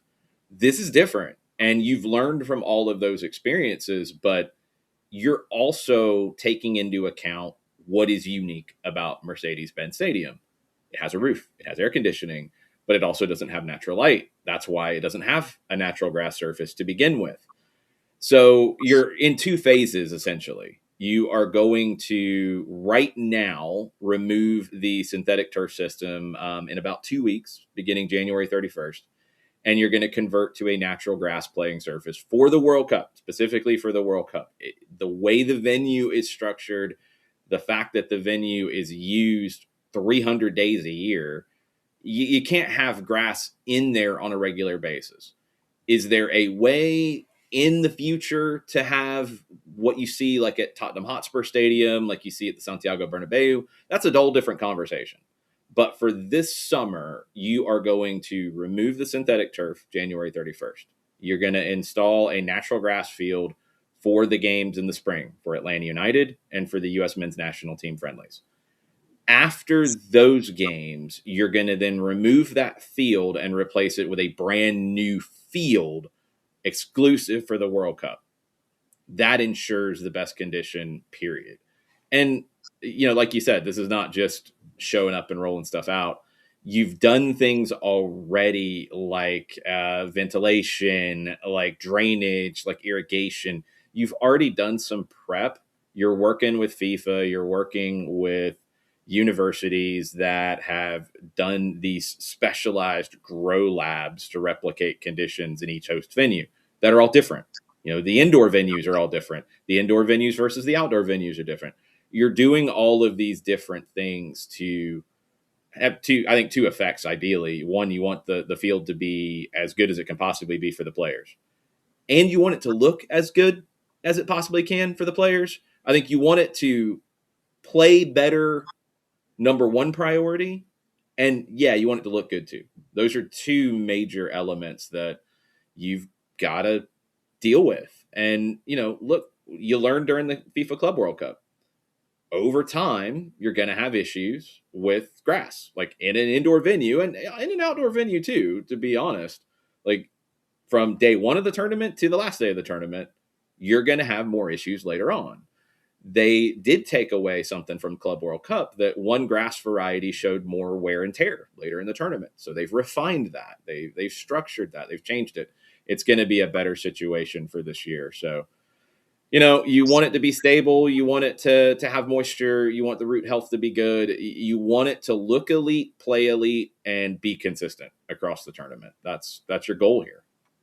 And at the same time, when the stadium was constructed, one of the tent poles in it, one of the great things that was a great source of pride for Arthur M. Blank, AMBSE, for Mercedes-Benz Stadium, for everyone that's associated with it, was the LED nature of it. The the conservation element, the recycling element, to where it is sustainable and it continues to be that kind of a beacon for these kinds of stadia. And you've got to keep that in mind too, with all of this chaos going on of all of the different things that you're drifting in and out. You're pulling things out, you're putting things back in, you've got infrastructure, and you've still got to maintain that framework of being this beacon of sustainability at the same time with all of these moving parts that are there. Yeah, I mean, it's a LEED Platinum certified building. You had the first zero waste college football playoff championship match game. You're targeting zero waste for the World Cup. These are all factors in it, energy efficiency. You're doing some different things with I think the Wi-Fi networks in there, the cellular networks in there. These are all elements that are very important to all of the stakeholders in the stadium and in the city and in the state. You're going to have the fan-friendly pricing. That is not going to go away for a World Cup on the concessions. That a lot of people expected it would. Every big event, people are like, "Oh, why is this still cheap?" Because that's what they do. That's how Atlanta is. That's how the stadium is. You're going to have local food partners in the facility as well. It's important. And I mean, it goes back to just the big picture of Atlanta being what Atlanta is. And those of us who live here understand that it's a special place. And, this is going to be, in my opinion, and I am totally biased, but it's going to be the premier spot for the World Cup in this country. And I think the backside of the World Cup coming out of it, I think all the international media and spectators that are going to come here, they are going to realize that this is the spot, not just for soccer in the United States, but for big events in the United States. And I think we saw elements of that after the Olympics, and it took a while. And I don't think the infrastructure was quite as developed by that point, and it helped develop it for what it is now. But you're going to see Atlanta become so much more of an international city coming out of the World Cup. And I think that's going to be the big talking point.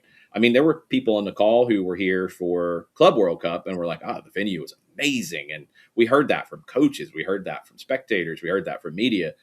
This is the greatest stadium. This is amazing. Yeah, it is. We're really lucky. We're really lucky that we have this. And I think it's only going to get better through the World Cup. How much in the conference was there in discussions, ancillary events outside the venue, what's going to be attaching itself to the World Cup experience in 26? How much of a conversation was that? I mean, FanFest is the big one. It's going to be at Centennial Olympic Park. And I think what Atlanta has, another element that makes it unique, and I think will increase the reaction positively afterwards, is it's almost like a World Cup campus. I mean, you think about it. Again, we take this stuff for granted at times, but you think about other venues and what FanFest will be like compared to the stadium experience, compared to the transit experience, like all of those things. You've got Centennial Olympic Park, walkable to the stadium. You've got Centennial Yards, which is building out. It sounds like COSM is not going to be fully operational by the time the World Cup comes around, but it will be used during World Cup things. You'll have, same in Centennial Yards, I think you're going to have a lot of venues that are built out. South Downtown, right next to it again, another area. We're going to be there a lot with the new Brewhouse Cafe location in South Downtown. We're going to visit our friends Kevin Egan and crew with their Irish pub that's opening in Centennial Yards. Both are going to be open ahead of World Cup. But the FanFest being at Centennial Olympic Park, you've got World of Coke, College Football Hall of Fame, Georgia Aquarium, all right there. You've got MARTA stations, all right there. You've got so much right there that is huge. And think about FanFest, and I think this is the biggest key. When you think about your World Cup day, and I know every game, the kickoff times are different and you're going to have different experiences, but you're going to have some early kicks. You're going to have some noon and some 3 kicks.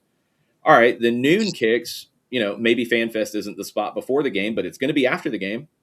After the game, you want to hang out and soak up the experience. Cool, there's going to be a game starting at 3 o'clock. Go watch it at FanFest.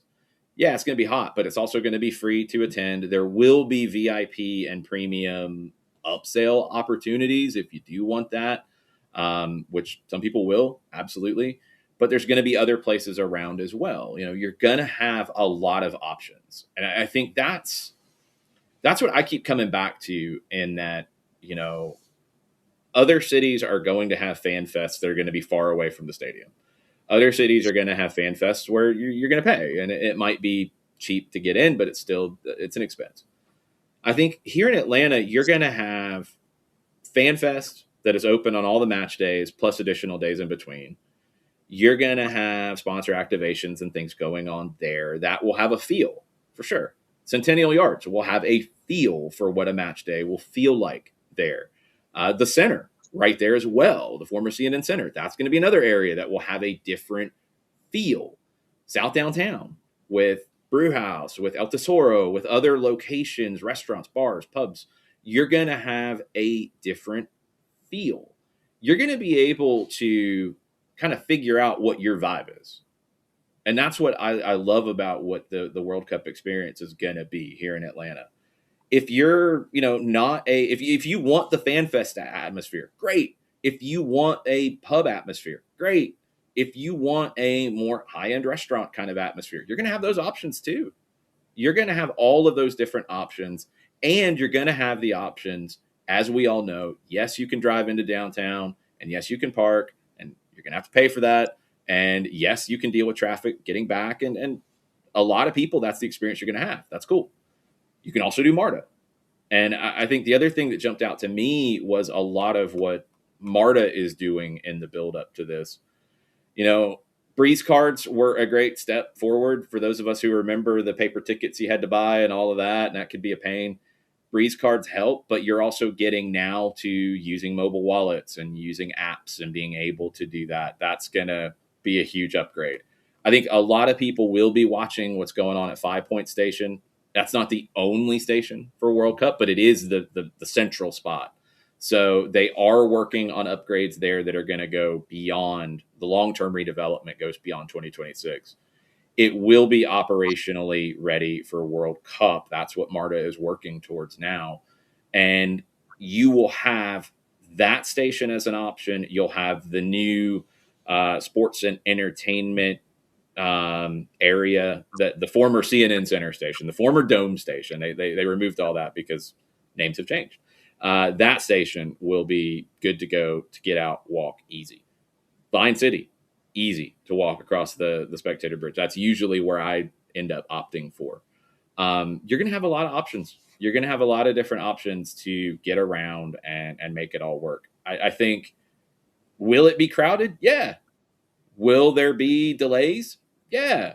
Welcome to major events. Like, you can't avoid that, but I think it's going to be as smooth as possible. And I'm pumped. I come away from the media availability today feeling pretty good about where Atlanta is, with, look, obviously work to do. You know, you can't be ready for a once in a lifetime kind of event overnight. I feel like the city's in a good spot for it, and I'm excited to see where it continues to get from today to June. One of the things that we are doing is we're ducking in with each of the host cities that we can, to sit there and try and do a compare contrast. And we've had conversations in Kansas City and Vancouver and Toronto, and the public transportation infrastructure element of this, I think, is going to be key. And there are some cities where I'm concerned because it doesn't have the same kind of reach that it has in an Atlanta, where it basically is, you have that World Cup hub right there, and it's attached to everything, and it's easy act. The Meadowlands, for me, it sends up a big red flag because of where it is and access, and how you're going to be getting there. We'll be catching up with them as we go. Houston and NRG, Dallas and Jerry World, because of where they're positioned outside of the downtown area. I'm intrigued as we continue to learn about all these things, where they compare with what Atlanta is, where Atlanta is going with theirs, and how their infrastructure will match up because of the concerns in all of these folks heading to these six-figure venues. I'm intrigued to see how everybody matches up with what we're seeing already with Atlanta. Yeah, I mean, it's different. Every every city, every stadium has its own unique challenges and opportunities. I mean, that's the thing is, there's going to be some stadiums that have maybe more of a tailgate culture, tailgate vibe to it. Okay, cool. Like that's great. Every city has a unique element that you can lean into, along with challenges that you have to try to overcome as best you can. But I think Atlanta, from a international visitor standpoint, from a domestic visitor standpoint, it's pretty easy to deal with. And I think what I want to see is, the hotels in that downtown corridor are going to be expensive and they're going to sell out. We know that. If they're not sold out already, I'm not sure. How does it benefit the other hotels on MARTA, for example? Like for international visitors, okay, you don't want to pay the prices to be in the middle of downtown. You don't want to be in the middle of downtown. You want to be a little bit further away. You've got options. How does that benefit the other stations and the other hubs around stations? And that's something that MARTA has worked towards, creating more of hubs around stations. I think they'd love to be further along in some of that redevelopment, but there's still opportunity there. It's so much easier too than it used to be in terms of, I remember using MARTA and then having to use taxis. With Uber, with Lyft, you've got those possibilities now. And I want to see what that infrastructure network really looks like as you decide, okay, I'm going to stay in the Decatur area, but all right, I'm going to need to probably get a Uber from the Decatur station to a hotel that is close by. Are there going to be, is there going to be thought and structure placed in having cars available, having people ready to go, like kind of that sort of planning side of things? That'll be interesting, because I think there's a huge opportunity. I think there's a huge opportunity on the south side. I think staying around the airport, that makes it very easy. There's going to be a lot of that. And I think here in Atlanta, you're going to have benefits that other cities won't, but then you're going to have challenges that other cities don't have as well. And it's just, what helps Atlanta is this isn't the city's first rodeo. This isn't this group's first rodeo in terms of Super Bowls, college football national championship games, major events, major concerts in this venue, major things that you've had to deal with, infrastructure, with security, with ticketing, with transportation, with public transit, with all of those different partnerships that already exist, whether we're talking stadium, city, state, county, transit, airport, hotel, hospitality industry. This isn't the first time that these entities have worked together to do these kind of events. So I think that helps Atlanta in a big way. No doubt about it. And like I said, we're learning about it, all the other host cities and what they get to have conversations with all the other host cities too. I cannot thank you enough for hopping on and giving the lowdown about what happened with that availability this morning. Obviously, we'll continue to have those things popping up every once in a while. We're going to be, like I said, reaching out to all the other host cities and comparing notes. Thank you, especially on a Friday. I know that like 100 miles an hour right now, and that's being conservative with everything. Thank you for dropping by and giving us the update. Yeah, I'll tease some stuff for you coming up too before you get rid of me. Atlanta Soccer tonight, this evening, special edition. We will have Madison Cruz and I are going to speak to Brad Kazan here in a little bit. We'll have that conversation for you on AST tonight. Catch up with Brad about what he's been up to, how he's feeling as training camp gets started, and he's not there for the first time. That's a tough transition. We're going to talk to Brad about that. We'll talk about a variety of different things. AST tonight, 10 o'clock, 92.9 The Game, and the Odyssey app. And then we'll be back in our usual Tuesday slot next week. Check out the features at soccerdownhere.net. Subscribe to Morning Espresso as a newsletter. If you're not getting that as a newsletter, you can go to soccerdownhere.net/connect. And if you are getting it as a newsletter and you like it, share it with folks. We're trying to grow that base and grow the community of everything we're doing here at SDH with a very busy year ahead. You aren't kidding, brother. Good luck with AST tonight, and say hi and find out what it's like for him to be a mogul in training where he's dealing with the Atlanta Drive. Yeah. Saw that as well. Thanks again, especially on short notice. Be safe. We'll see you soon. Adios. There goes Jason. And we can't thank Jason enough for hopping in, especially after a big media availability this morning and dropping that knowledge there on. Okay, let's go back to where we were with the bookmark, and we'll get you ready for the remainder of the weekend and give you all the highlights, what to watch, where to watch it, how to watch it from our friends at Fanatis, all the things. So Maddie and Jason catching up with Brad, that'll be cool. And that will be coming up in just a little bit because, and I thought it was important to have Jason come in if he was available because we're under 150 days. We're under 150 days before the world comes to this hemisphere and gets to experience the World Cup. So having these updates and these regular updates is big. And so to get Jason to hop in to kind of break everything down since he was there and we were here. It's always good to have that information and that information shared. Okay. Going back to where we were with the gossip, rumor, and innuendo. Let me see where we were here. Okay. So West Ham looking set to miss out on Charlie Cresswell after Wolfsburg submits a bid of just over £15.5 million. That comes from The Athletic. Forest looking to push to sign Inter Milan midfielder David Fratesi. That's from Tutto Mercato. Kobe Mainu looking to secure the loan exit. Napoli leading the race. That's from the other four-letter paper, so take the information at your own peril. Crystal Palace and Brighton competing with Celtic and Norwich for Dundalk 17-year-old Irish defender Vinny Leonard. Villa could move for Dani Ceballos from Real Madrid after missing out on Conor Gallagher. Spurs exploring options to sell Argentine striker Alejo Veliz, who is on loan at Rosario Central. Talks with Bahia currently at present. Galatasaray, Napoli, Juve. Clubs in Saudi Arabia monitoring Bernardo Silva, who's in the last year of his deal at Manchester City, yet to agree to an extension.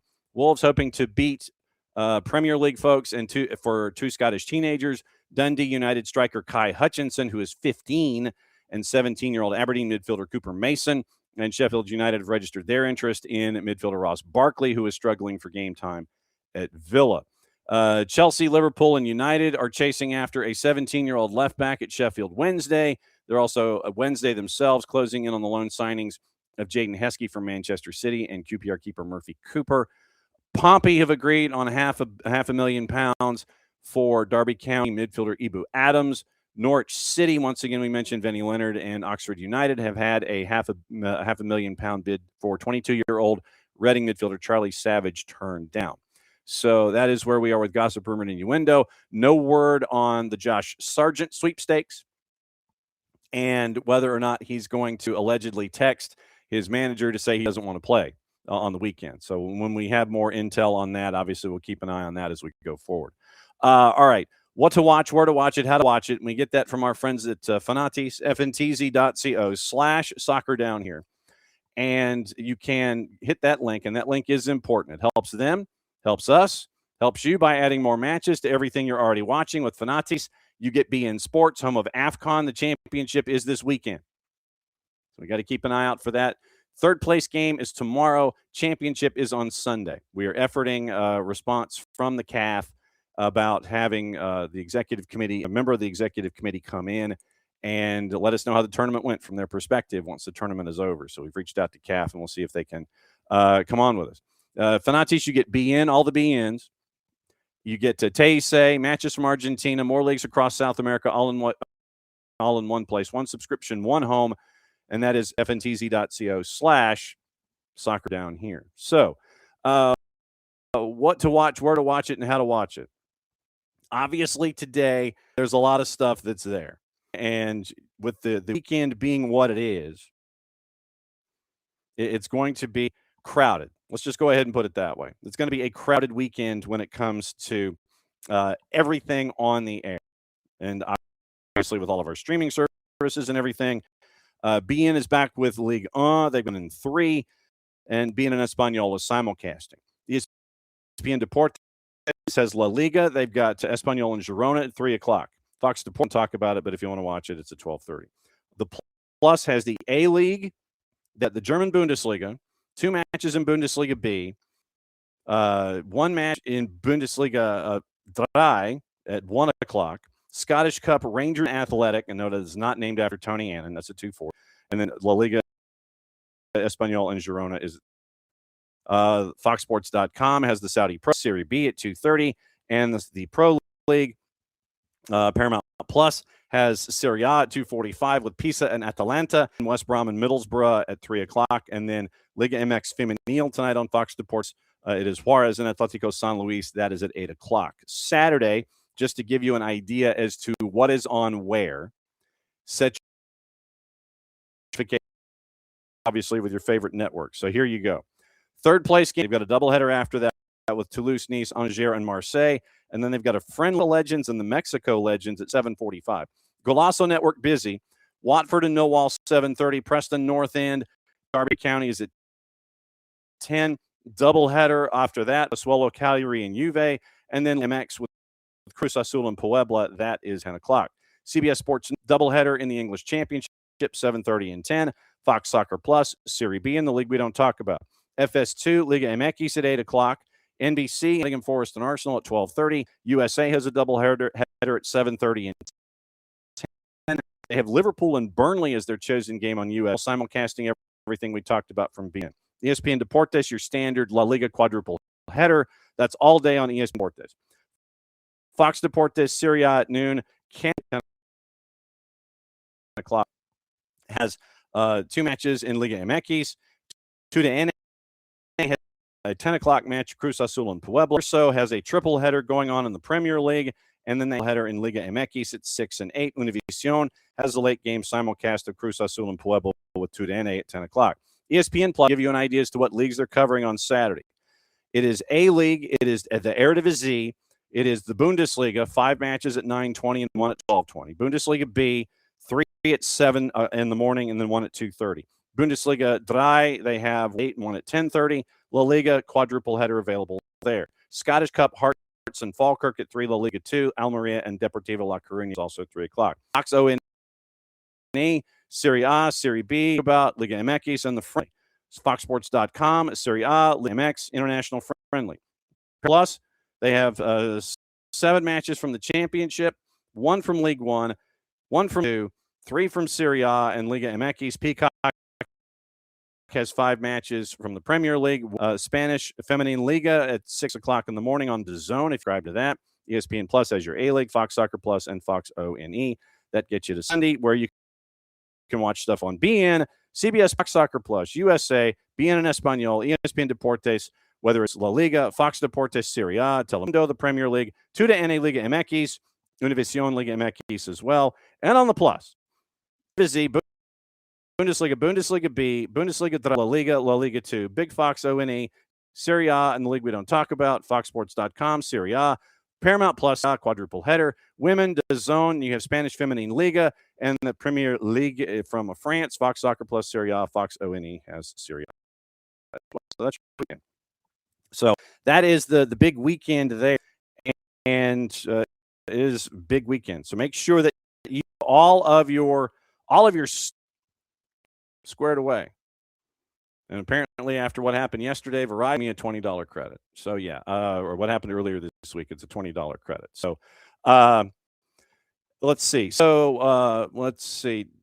David. I mean, for us, I mean, David's asking, if it's struggling to call it Atlanta Stadium. Apparently, they're going to have to put vinyl over the top of the logo and stuff for the outside shots. So we'll see what happens. I don't think it just gets a little it gets a little repetitive. The more that you say it, the more it gets easier to say.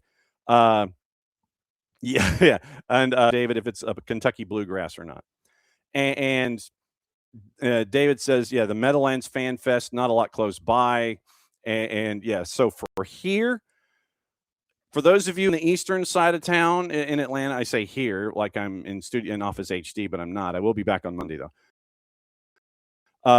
You've got the fest. You're gonna hop on the MARTA line, head in town. So if you're done with stuff downtown and you can come out to Decatur, you go on the MARTA line and you're out there in 15 minutes, and then you're good to go. I mean, literally, you can have an entire day of going from the other. Well, Pars Waymo might be making a killing, but they got to get from point A to point B first off. So we'll see what happens there. I mean, Uber definitely would be, but yes. Morning Catalucci and morning Ropes. Pars is saying, aren't they projecting 200,000 people in alone? Yes. I mean, and that's literally, it is for those 6 dates.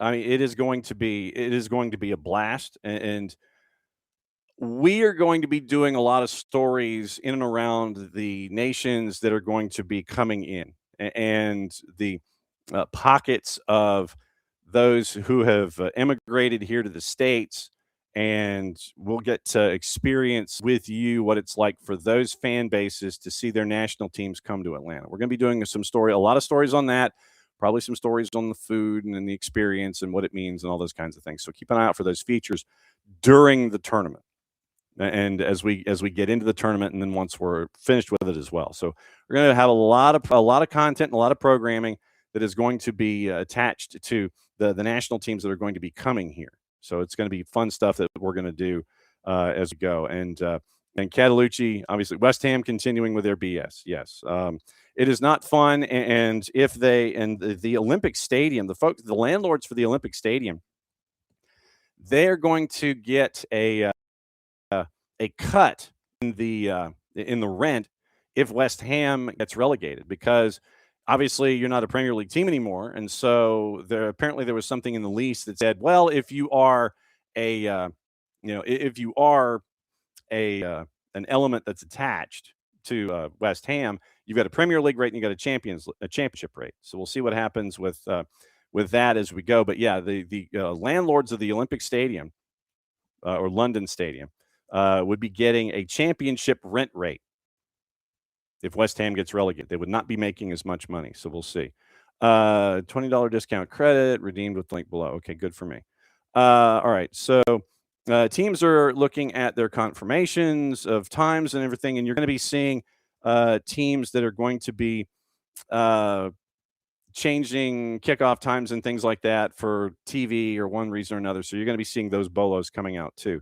Note from U.S. Soccer, Rose Lavelle was voted 2025 U.S. Soccer Female Player, and defender Lily Real voted Young Female Player of the Year.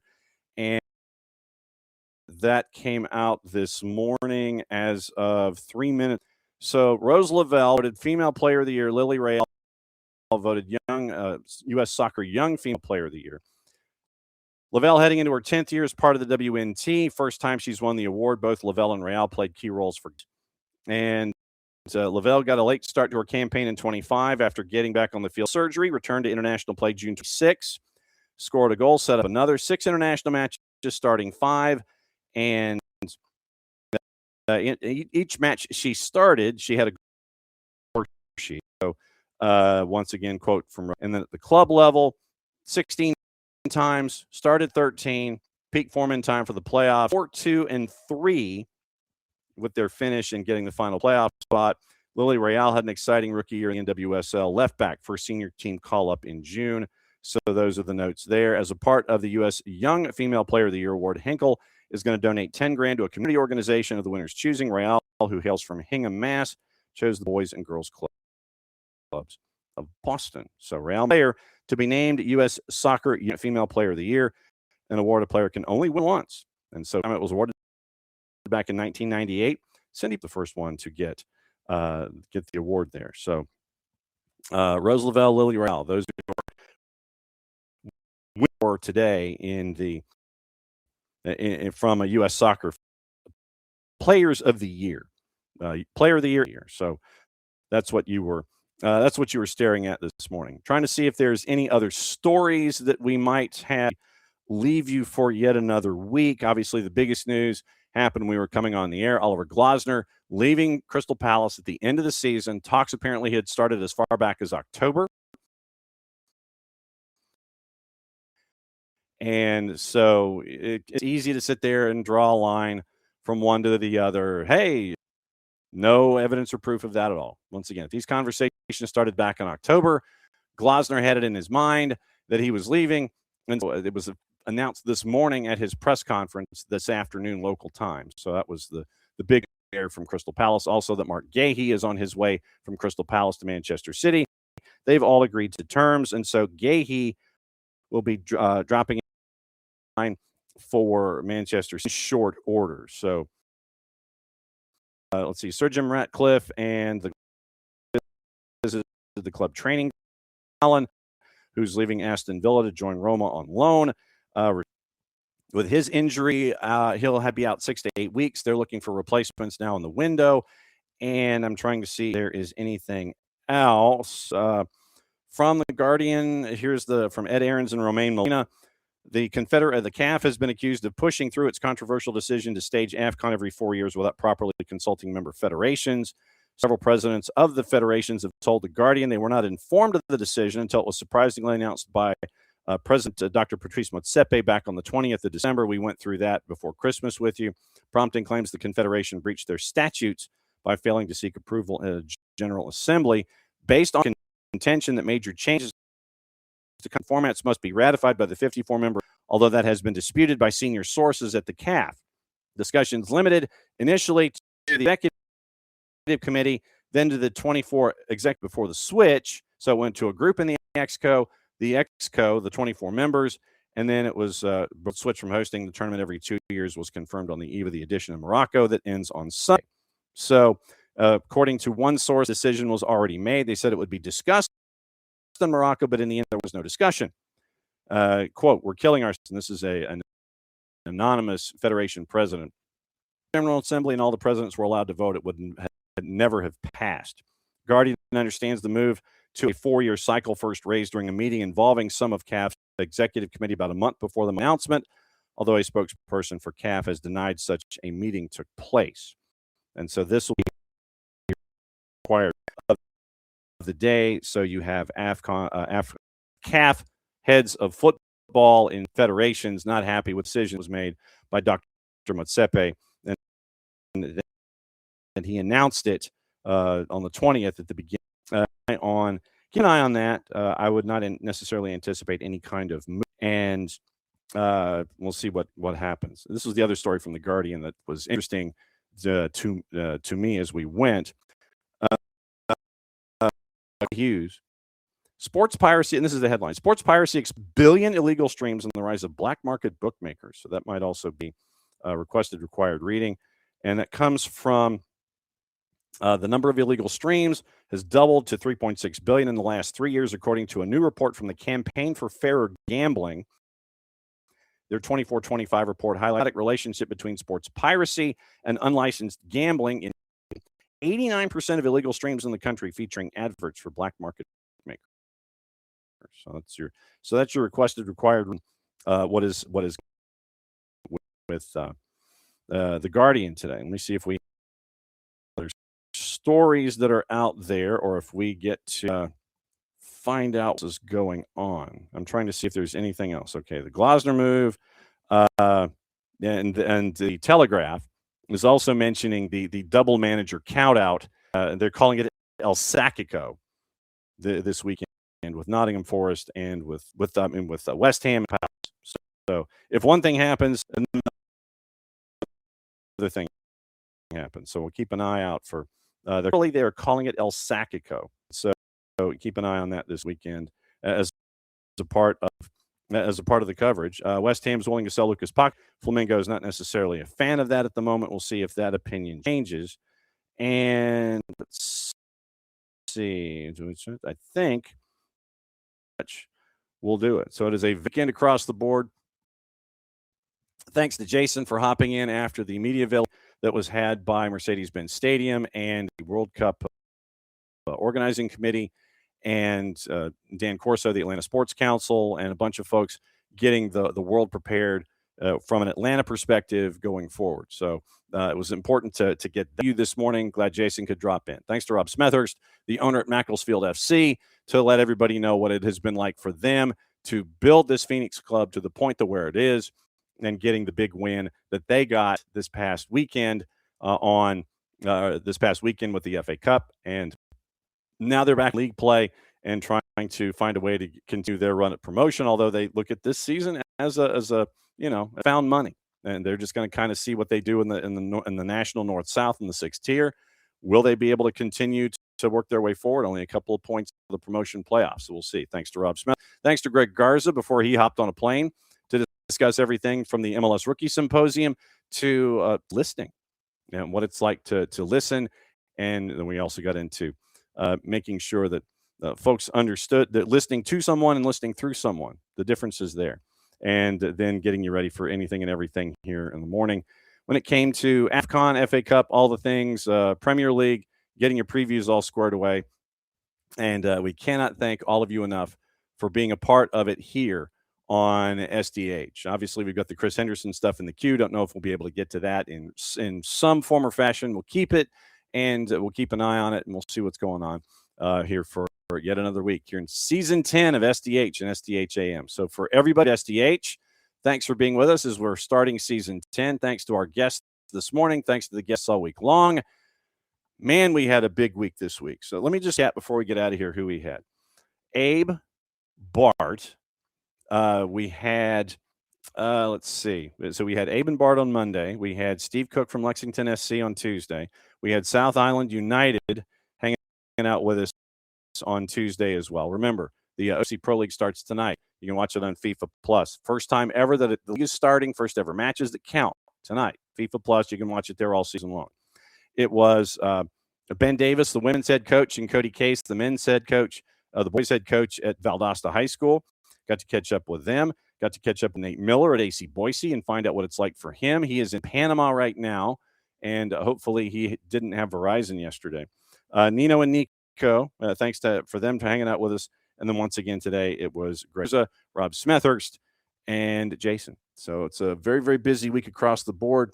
Don't forget, grady-baby.com for all of your gear. The Soccer is Just Better in Atlanta wardrobe that they have. If you go to grady-baby.com, the red or the black, and you help invest into their cause, which is helping middle soccer programs directly attached to the Atlanta public school system. So you get the Soccer is Just Better in Atlanta gear that we got with our collaboration with them at grady-baby.com about APS middle school soccer program.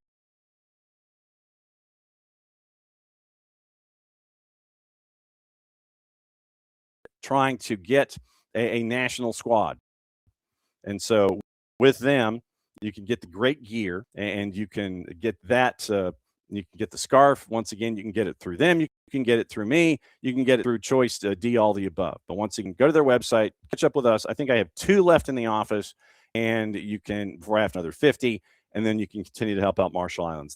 That way, get the jerseys, get all the gear, and go to the Marshall Islands Soccer Federation store, and you get to see our Maddie Cruz modeling the scarf in its previous next incarnation coming up pretty soon.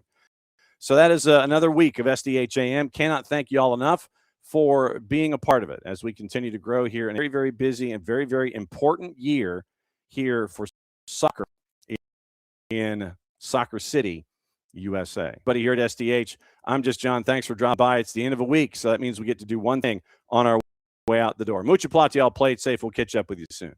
The war was on. The keys on the typewriter had sharp points that kept sticking into our fingers.